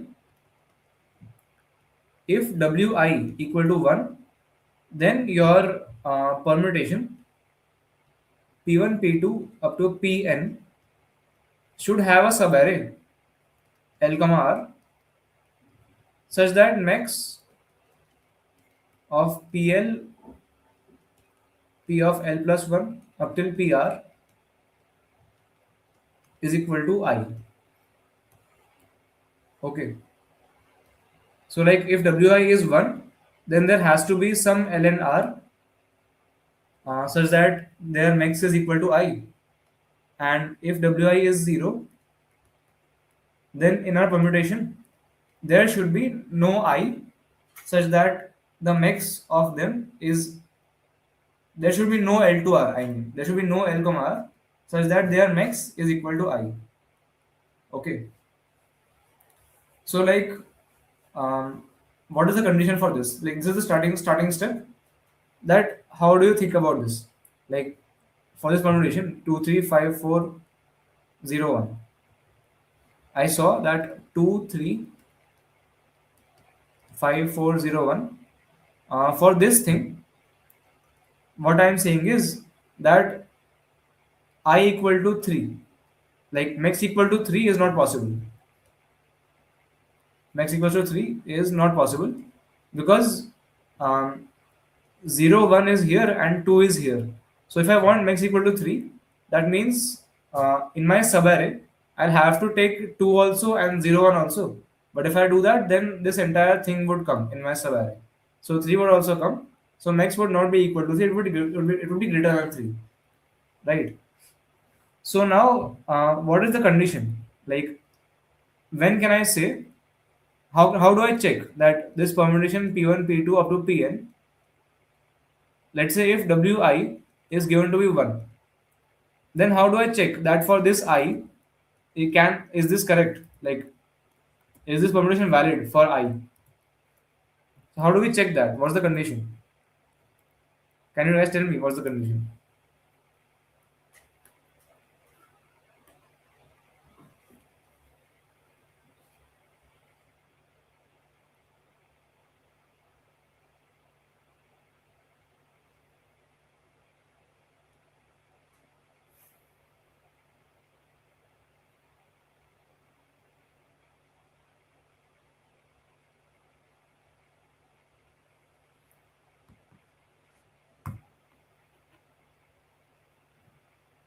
We should have elements only till I minus 1. We should only have elements till I minus 1. So, what do you, I don't understand that. What do you mean by that? Because in our permutation, like in our permutation P1 to Pn, we have all the elements from 0 1 to up to n minus 1. So what do you mean by we should only have elements till I minus 1? Like, okay, in this subarray, actually even that's not true. I don't understand what you mean. Like, we have all the elements to until n minus 1. So what do you mean we should have only until I minus 1? Where should we have only I minus 1?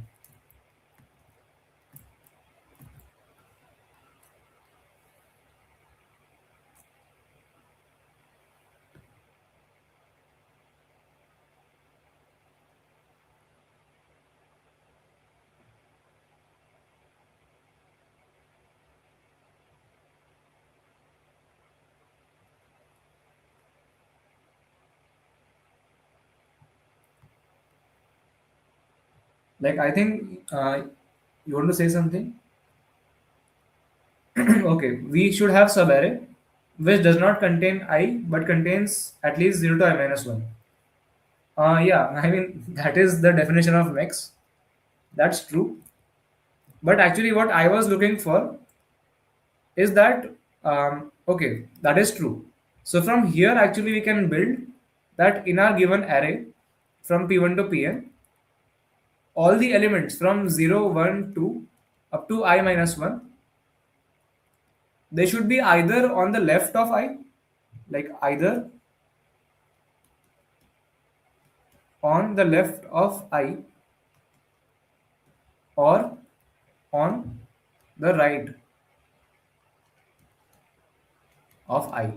Okay, like for a given permutation, let's say 0 1 3 2 5 and 4. So here, can I have max as 3? No, I can't, because the elements from 0 to I minus 1, that is 0 1 and 2, they are both on the left side and on the right side. That's why I cannot have max equal to 3, because if I want to take 0 1 and 2, I'll have to take 3 as well. Then Can I have max as 4? So yes, I can have max as 4 because all the elements from 0 to I minus 1, that is 0, 1, 2, and 3, all of them are on the left of 4, right? So that's why I can have max equal to 4. Okay, so this is the condition that all of the numbers from 0 to I minus 1 should be either on the left side or on the right side. If I want that max equal to 1, right? And if I want that max should not be equal to I, like if my wi is equal to 0, that means like if my wi is equal to 0, then I don't want any subarray to have max equal to I, right? So that means there should be at least one element, at least one element which is less than I on the left and on the right. Like basically, let's say in this one only, for 3, since I have on the left side as well on the right side as well, that's why 3 can't be the max. So w of 3 would be equal to 0. Okay, so do you guys understand this?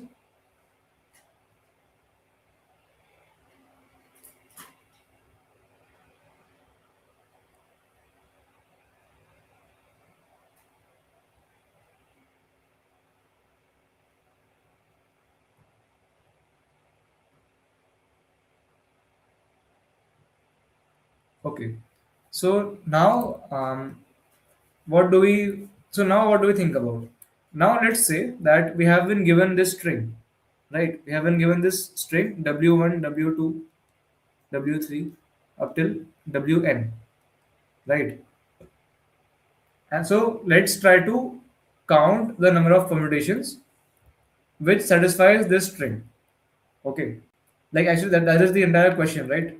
This D1 problem, that is the entire question, that we have to count the number of strings, the number of the number of permutations which satisfies this string. Right. So how do we count that? So actually let's just index it from 0, 1, 2 up to n minus 1.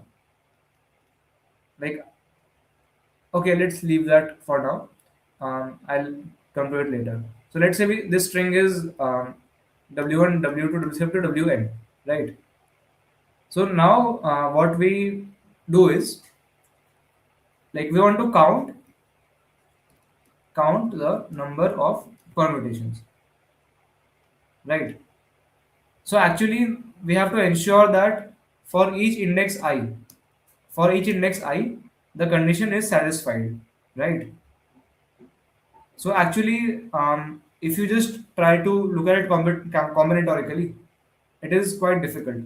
Like let's say if you draw n blanks, like you have n length string and you draw n blanks, and then you try to like find out something using PNC, then I was not able to find out, so I had to resort to a different approach. Okay, so I just tried like recursively. Like let's say I know that um, only till I minus 1. Let's say if I have the string only w1, w2 up to w of I minus 1. So if I know that till I minus 1, what is the number of permutations which satisfies this?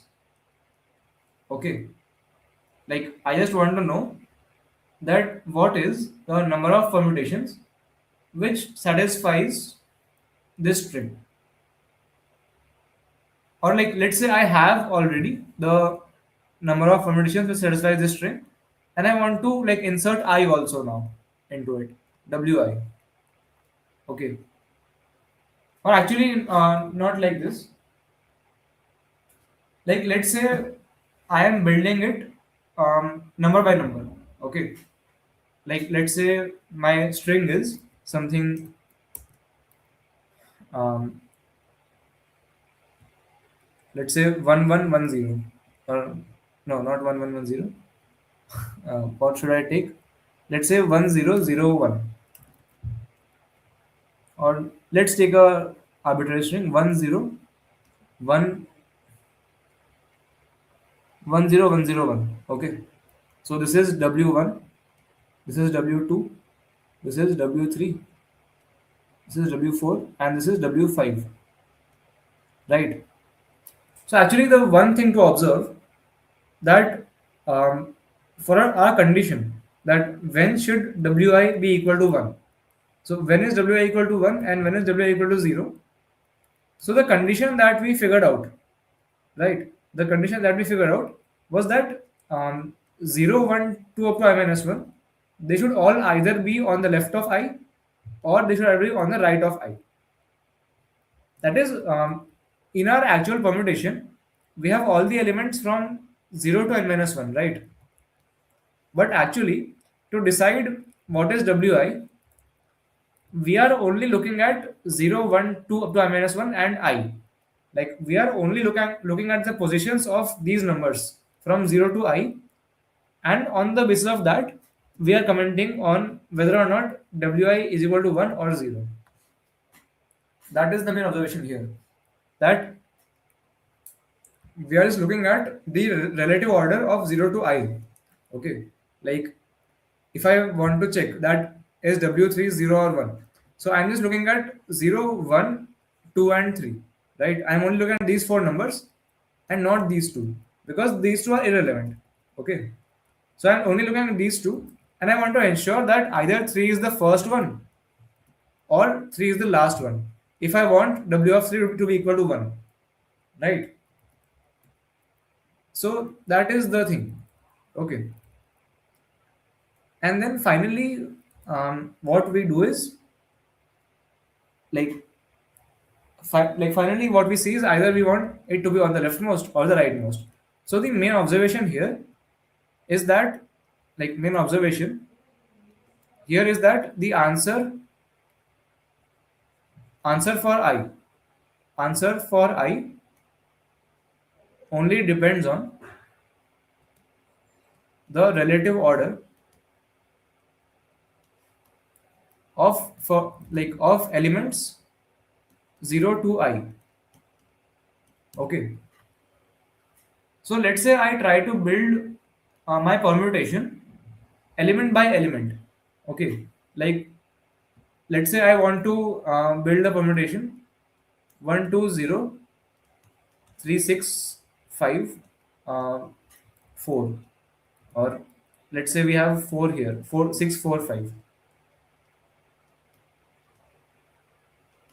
So 0 1 2 3 4 5 6, right? So if I want to build this permutation, I'll first put 0 in it, then I'll put 1 in it. So 1 comma 0, then I'll put 2 in it. So since 2 is between 1 and 0, I'll put 2 here. So 1 2 0.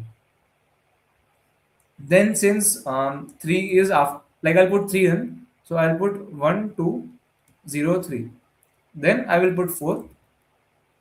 So I'll have 1 2 0 3 4.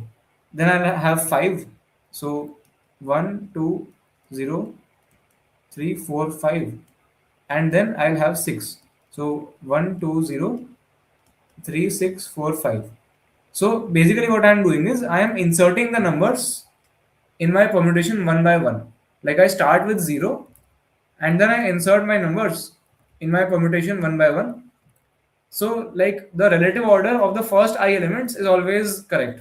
Like 0 is there in the array, then 1 0, 1 0 is there in the permutation, then 1 2 0 is there as a subsequence, then 1 2 0 3 is there as a subsequence, then 1 2 0 3 4, 1 2 0 3 4 is there.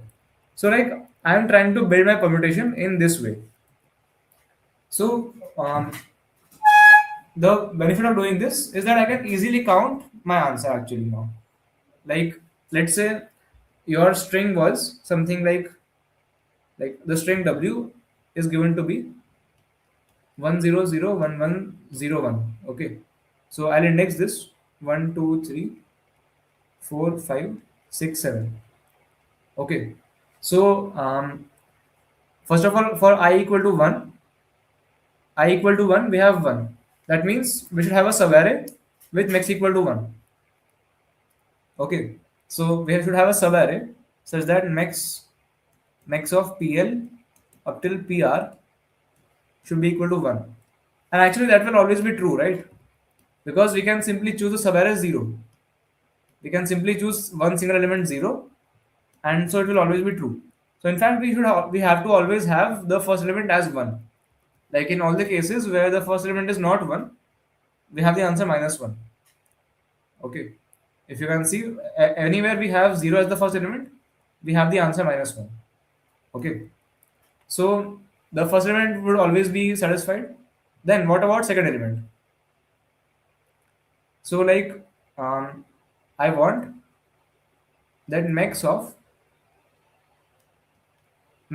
PL to PR is 2.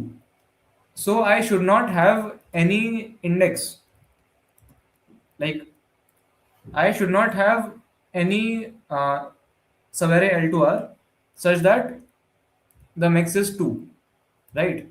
So that means the elements less than 2, which are 0 and 1, they should be like one should be to the left and one to the right? So either I can have 0 2 1, or I can have 1 2 0. So these two are the possible relative order of 0 1 and 2 if I want this thing right here. Correct? That's the thing. Now, so basically we have two different relative orders for the first three elements. Like for 0 1 and 2, in my final permutation, I can have either 0 to 1 as their order, or 1 to 0 as their order, right? Then let's say I insert 3 as well. So I want that um, these three numbers 1 2 and 0, they should be basically like this string is 0, right? The value of the string is 0 here. So I want that there should be no subarray possible. So I want the 3 to be in between, either here, like either here or either here or here or here. So like basically we have three elements, right? We have three elements 0 1 and 2, and they have some order, right? So either I can insert 3 here, or I can insert 3 here. If I want that max should not be possible. Like since it is 0, so I can insert either 3 here or here, right? So like I had two relative orders for 0 1 and 2, and for each of them I have two options, either this one and this one.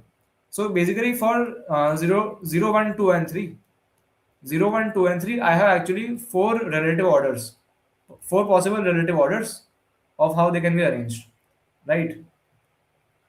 Then we have 4. So 4 पे 1 है. So 1 means that all the elements which are less than 4, that is 0 1 2 and 3, they should be either all on the left hand side or on the right hand side. That is, if we have some order of 0 1 and 2 and 3, either I can insert 4 here, or I can insert 4 here. So I have only two options for each of the arrangements. So I had four possible arrangements for 0 1 and 2 and 3, and for each one of them I have two options to put 4, right? So total I have 8 options. So like for the relative order of 0 1 2 3 and 4, I have 8 possibilities, right? So you can keep doing this. Like whenever you see a 0, like whenever you see a 0 in the string, you will insert that number inside in the middle, right? Either like in the gaps, right? So like if you are at the ith, then you have I minus 1 possibilities. And if the character is 1 in that string, then you will have either the new number either to the left hand side or to the right hand side. So you will have two possibilities, right? So you will start with either like you will start with 0 1 or 1 0, right? And then you will go ahead and keep inserting 2 3 4 and so on. So here we saw that 2 was like 2 had 0, so we had to put it in the gap. So we have only one option for each of the permutations. Like we'll start with 0 1 and 1 0, and then like basically, so our initial answer is 2. Okay, then I'll insert 2. So for inserting 2, I have only a single option, that is in between, that is here. So for every permutation, I have only a single option, so I'll multiply by 1. Then so I have two options for 0, 1, and 2. Then for 3 also I have to be in between. So I have two options each for each permutation. So I'll have total 4. Then again I multiply. So here I have 4 and I have 1 here. That means 4 should be either to the left hand side or to the right hand side. So I'll multiply by 2. Right. So basically whenever we have 1, we can multiply by 2. Multiply by 2, and whenever we have 0, we can multiply by I. Okay, where I is in zero indexing. Like if I have W1, W2, W3, W4, and W5. So if I am calculating for 4, I'll multiply by 3, because in C++ the string is 0, 1, 2, 3, 4, right? So whenever I am going for W4, if this W4 is 0, then I'll multiply by 3. Okay, so the answer is actually pretty simple to calculate. So in the answer, you just multiply 2 if wi is 1, and you just multiply I if wi is 0. And actually you don't multiply for the first element. Of course the first one is 0 anyways. Like basically w1 has to be equal to 1, right? W1 has to be equal to 1, and so you will start from W2. Okay, and also this Wn, this last one, will also always be 1. Why? Because let's say you have n equals to 5. So if you have any permutation 0, 4, 1, 3, 2, so you will W5 will always be equal to 1, because you can always get a max equal to 5 by selecting the entire subarray, like selecting the entire array as your subarray. So you'll always get max equal to 5. So W5 also has to be equal to 1. So you will not count that, but you will iterate from 1 to n minus 1. Okay, and if wi is 1, then you multiply by 2, and if wi is 0, you will multiply by I. All right, and that's how you get the answer.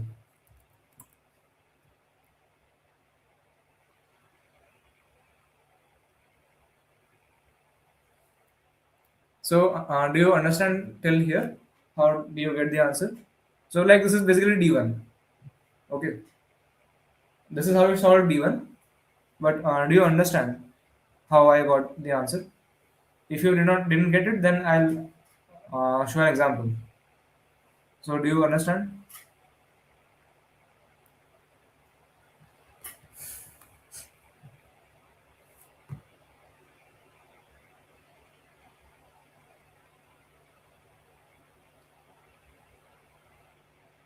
Yeah, C constraint also there. Like basically, they are saying that if your answer is a multiple of C, like if it is divisible by C, then print minus 1. Like actually that C constraint is relevant only for D2. Like in D2, there are multiple possible answers, and you have to find the lowest one which is not a multiple of D or multiple of C. My bad. But in the D1, there's only a single possible answer. So if that answer is a multiple of C, then we print minus 1. And if it is not a multiple of C, then we print the answer only.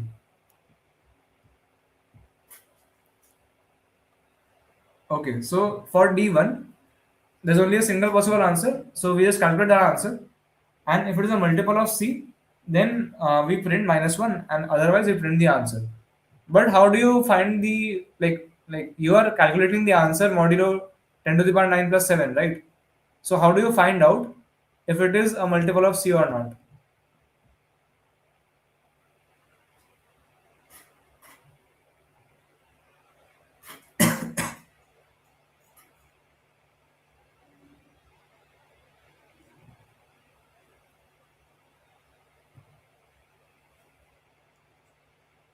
Same with mod C. Yeah, you can calculate the answer modulo C as well. And if the answer modulo C turns out to be 0, then it is divisible by C, right? By definition of modulus. So if in that case, you'll print -1. So I'll show the code for D1. And then if you know the answer for D1, then D2 is pretty easy. Okay. So I think this is D1. Yeah. So um, n comma c, c n comma c, string s, c in s. If s of 0 equal to 0 or s dot back equal to 0, that means first and last have to be equal to 1, right? So if they are 0, then there is no permutation.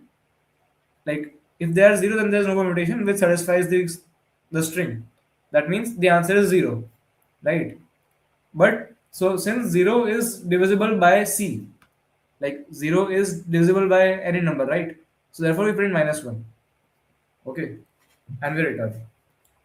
And then what I do is I have two variables, ans and ans2. So in ans, I am storing the answer modulo 10 to the power 9 plus 7, and in ans2, I am storing the answer modulo c. So from 1 to n minus 1, if s of I is 0, then I'll do ans is equal to ans into I percentage mod, and ans2 will be same but modulo with c. And if si is 1, then ans is equal to ans into 2 modulo mod. And if ans2, that is if modulo c is not equal to 0, then I'll print answer. Otherwise, I'll print -1. Okay. So that is the thing. This is the D1. And now let's look at D2. So problem D2 is pretty similar, but it's like what they are saying is they have inserted some question marks somewhere. Okay. Like inside this string, they have inserted some question marks. Okay. Like actually, let's formalize what's our answer. So our answer is equal to k1 into k2 into k3 up to k of n minus 1, where ki is equal to 2 if my wi is equal to 1 and ki is equal to I if my wi equal to 0. Okay, so this is my answer. So my answer is just a big product. Actually, my answer is 2 into that. I start with both 0, 1 and 1, 0, right? So I start with answer equal to 2. So answer is 2 into k1 into k2 up to kn minus 1. Right? So actually my answer is just a big product. Okay? So in D2 what they are saying is that in our string, like given the string s1 s2 sn, thus this string s might contain some question marks as well. Like it can contain a 0, a 1 or a question mark. Right? And we have to consider all the strings that can be created by replacing question mark with either 0 or 1, right?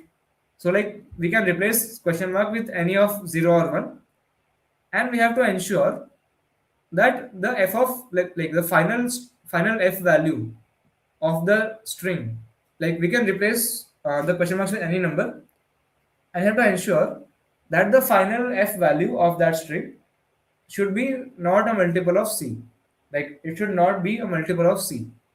And among all such strings, we have to find the minimum one, right? Like because there are multiple strings possible, right? Given s1 to sn, it might have question marks as well. So if it has k question marks, then we have 2 to the power k possible strings. So out of all of those strings, such that the f of that string is not a multiple of c, we have to find out the lowest possible f value modulo 10 to the power 9 plus 7. Okay. And be careful that you have to find the minimum first and then take the modulo. Not take the modulo first and then find the minimum value among them in the modulo field. No, like you just have to find the smallest value and then take mod. Okay. Like both will have different answers. All right. So yeah, this is the problem D2. Okay. So in D2, it is just a math problem now.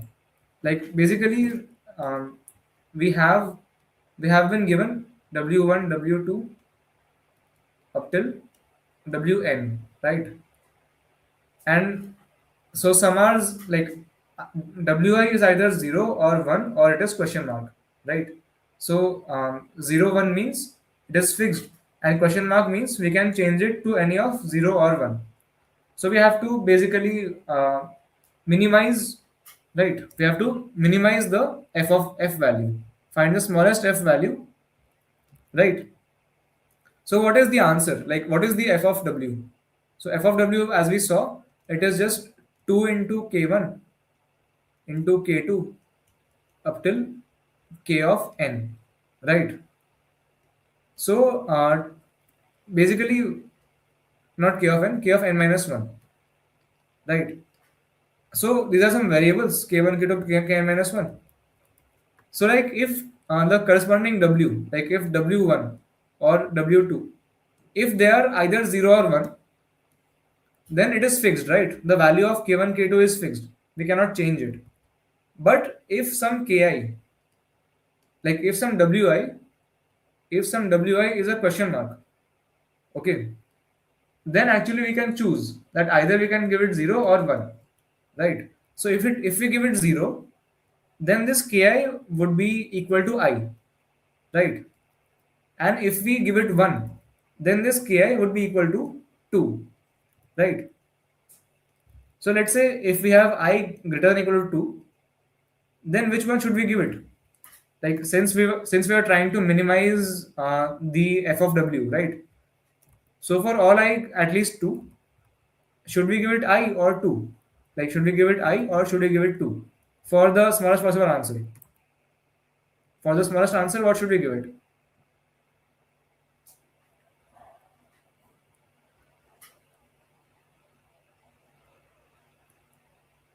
2, right? Of course, because we want to minimize the product. So first, I'll try to do that. Okay, like there is this condition that we have to minimize f of w. So if that was the only condition, that this would be the correct answer. That just replace all the question marks with 1. Okay, except for the first one. Like if there's a question mark here, you will replace it with 0 because I is equal to 1 here. So I is smaller than 2. Okay, this is an edge case you have to deal with. But yeah, in general, to get the smallest f of w value, you will replace all of the question marks except for the first one with, I mean, except if w1 equals to question mark, you will replace it with 1, right? As in, like, just forget about zeros and ones, just play with 2 and I now. Okay, like for every question mark, you have to give that position either a 2 or an I, right? So for the smallest value, you know, like for I equal to 1, you will give it I, and for I greater than equal to 2, you will give it 2, wherever there's a question mark, right?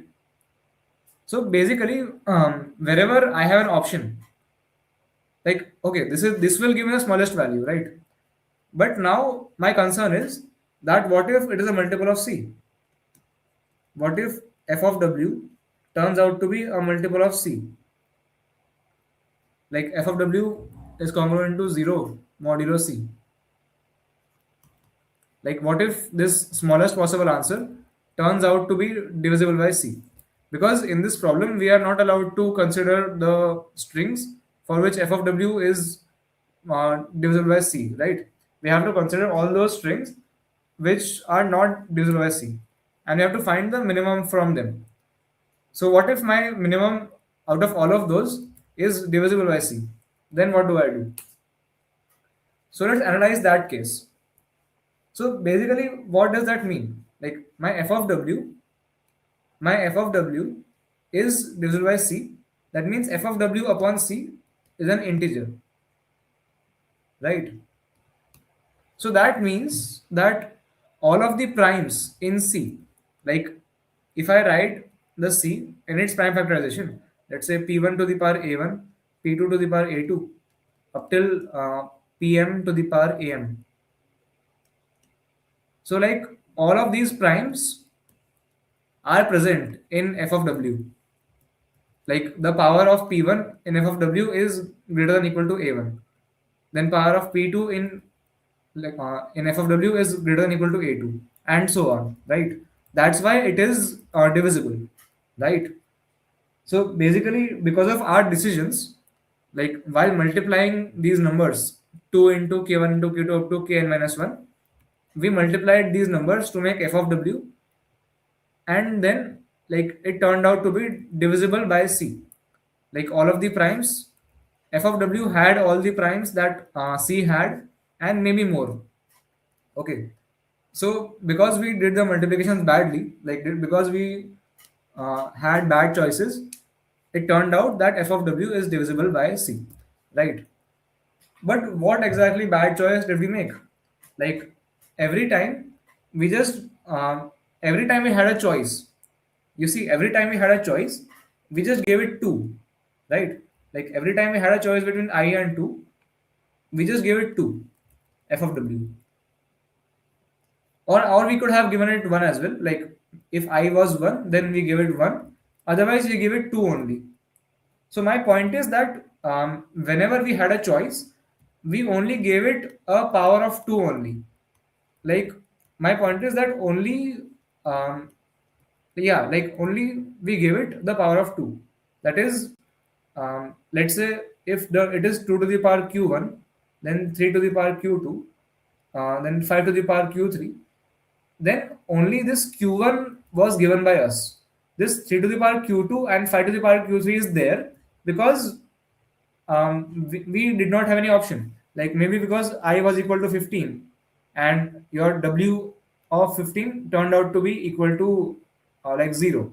So here it is not question mark, it is 0. So automatically we had to multiply I, right? And that's where this 3 and 5 came from. We never gave f of w anything other than 2, right? So like the fact that it is divisible by c. So if c had some odd primes as well, then like those odd primes were given by the problem itself. Like we were forced to give these primes to f of w. We can't do anything about that. In fact, we cannot reduce these primes less than what they are right now. Okay, like we can't hope to reduce the power of odd primes odd primes in f of w. That is, like see, we want to make f of w not divisible by c, right?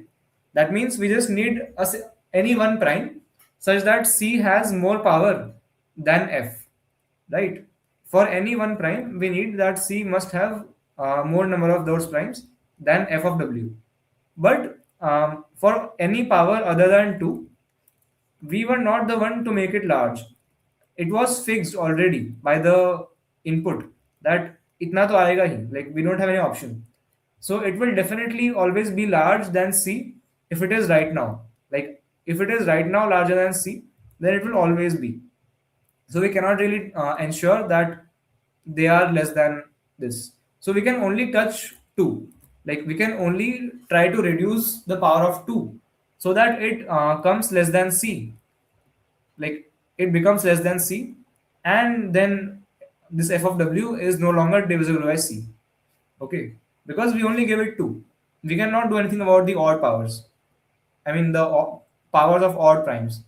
So we'll try to reduce the power of 2. We'll try to reduce the power of 2.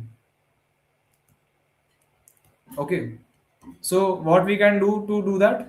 Basically, whenever we have chosen 2, like whenever we had a choice between 2 and I, and we chose 2, if we had instead chosen an I such that I is odd, then actually we would have gained one less power of 2, right? Like even though the product will increase because this I is greater than 2, so the value of f of I will increase, but um, like but the power of 2 will decrease, so maybe it will no longer be divisible by my c. Okay, so like let's say the power of, so currently like greedily when I gave f of w the smallest value, like just gave everything as 2. Whenever I had a choice just gave 2. So let's say f of w had 2 to the power k1. Okay, and c had some 2 to the power k2. So if my K2 is already greater than K1, that means that C is definitely not divisible by FW. I mean, FW is definitely not divisible by C because the power of 2 is greater than C. But if K2 is less than equal to K1, then C may be divisible. Like if the other primes also are less, then C is divisible, right? So we cannot change the other primes in f of w, but we can decrease the 2's in f of w. So if k2 is less than equal to k1, then we can hope to decrease this k1, right? So that k1 becomes less than k2. So basically, how many 2's do we have to decrease? We have to decrease k1 minus k2, k1 minus k2, and plus 1 also. Because if I decrease k1 minus k2, they would become equal, right? If I decrease k1 minus k2 zeros, it would become equal. So I have to decrease k1 minus k2 plus 1 to ensure that k2 becomes greater than k1. So I have to reduce these many 2's, right? So f of w, if it has k1 and c has k2, then I have to reduce k2 minus k1 minus k2 plus 1 number of 2's from the power from f of w, right?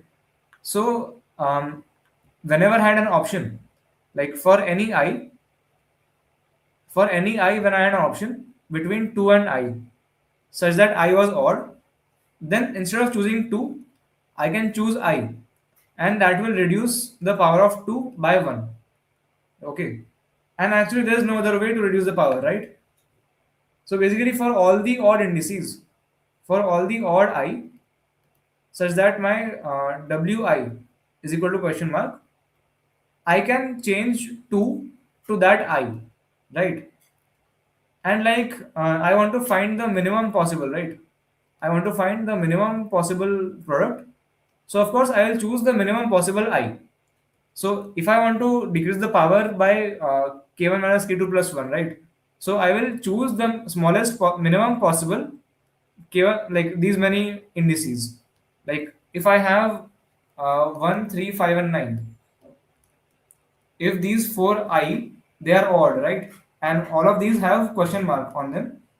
And if I want to choose only three, like if I want to decrease the power, like currently let's say it is 2 to the power 5 in f of w and 2 to the power 3 in my c, then I'll have to decrease this power by 3, right? So I will choose the smallest three values. Like, okay, actually one is already one only, so one will be there. Let's say 3, 5, 9, and 13. So I'll only choose the first smallest three values, so that 2 becomes 3 and 2 becomes 5 and 2 becomes 9. So like my answer, like if the smallest value of answer was ANS, so now it will be ANS upon 8 into 3 into 5 into 9, right? So this would be the final answer. So these three numbers have to minimize. So we'll choose the smallest three numbers. Okay, and that is the solution for you two.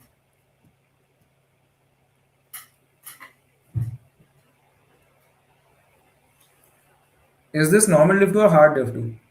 Like I felt that it was pretty normal. Like in fact, after a long time, my contest, like a contest of mine, has went well. So I felt it was easy, but I don't know. Maybe the right things struck at the right time.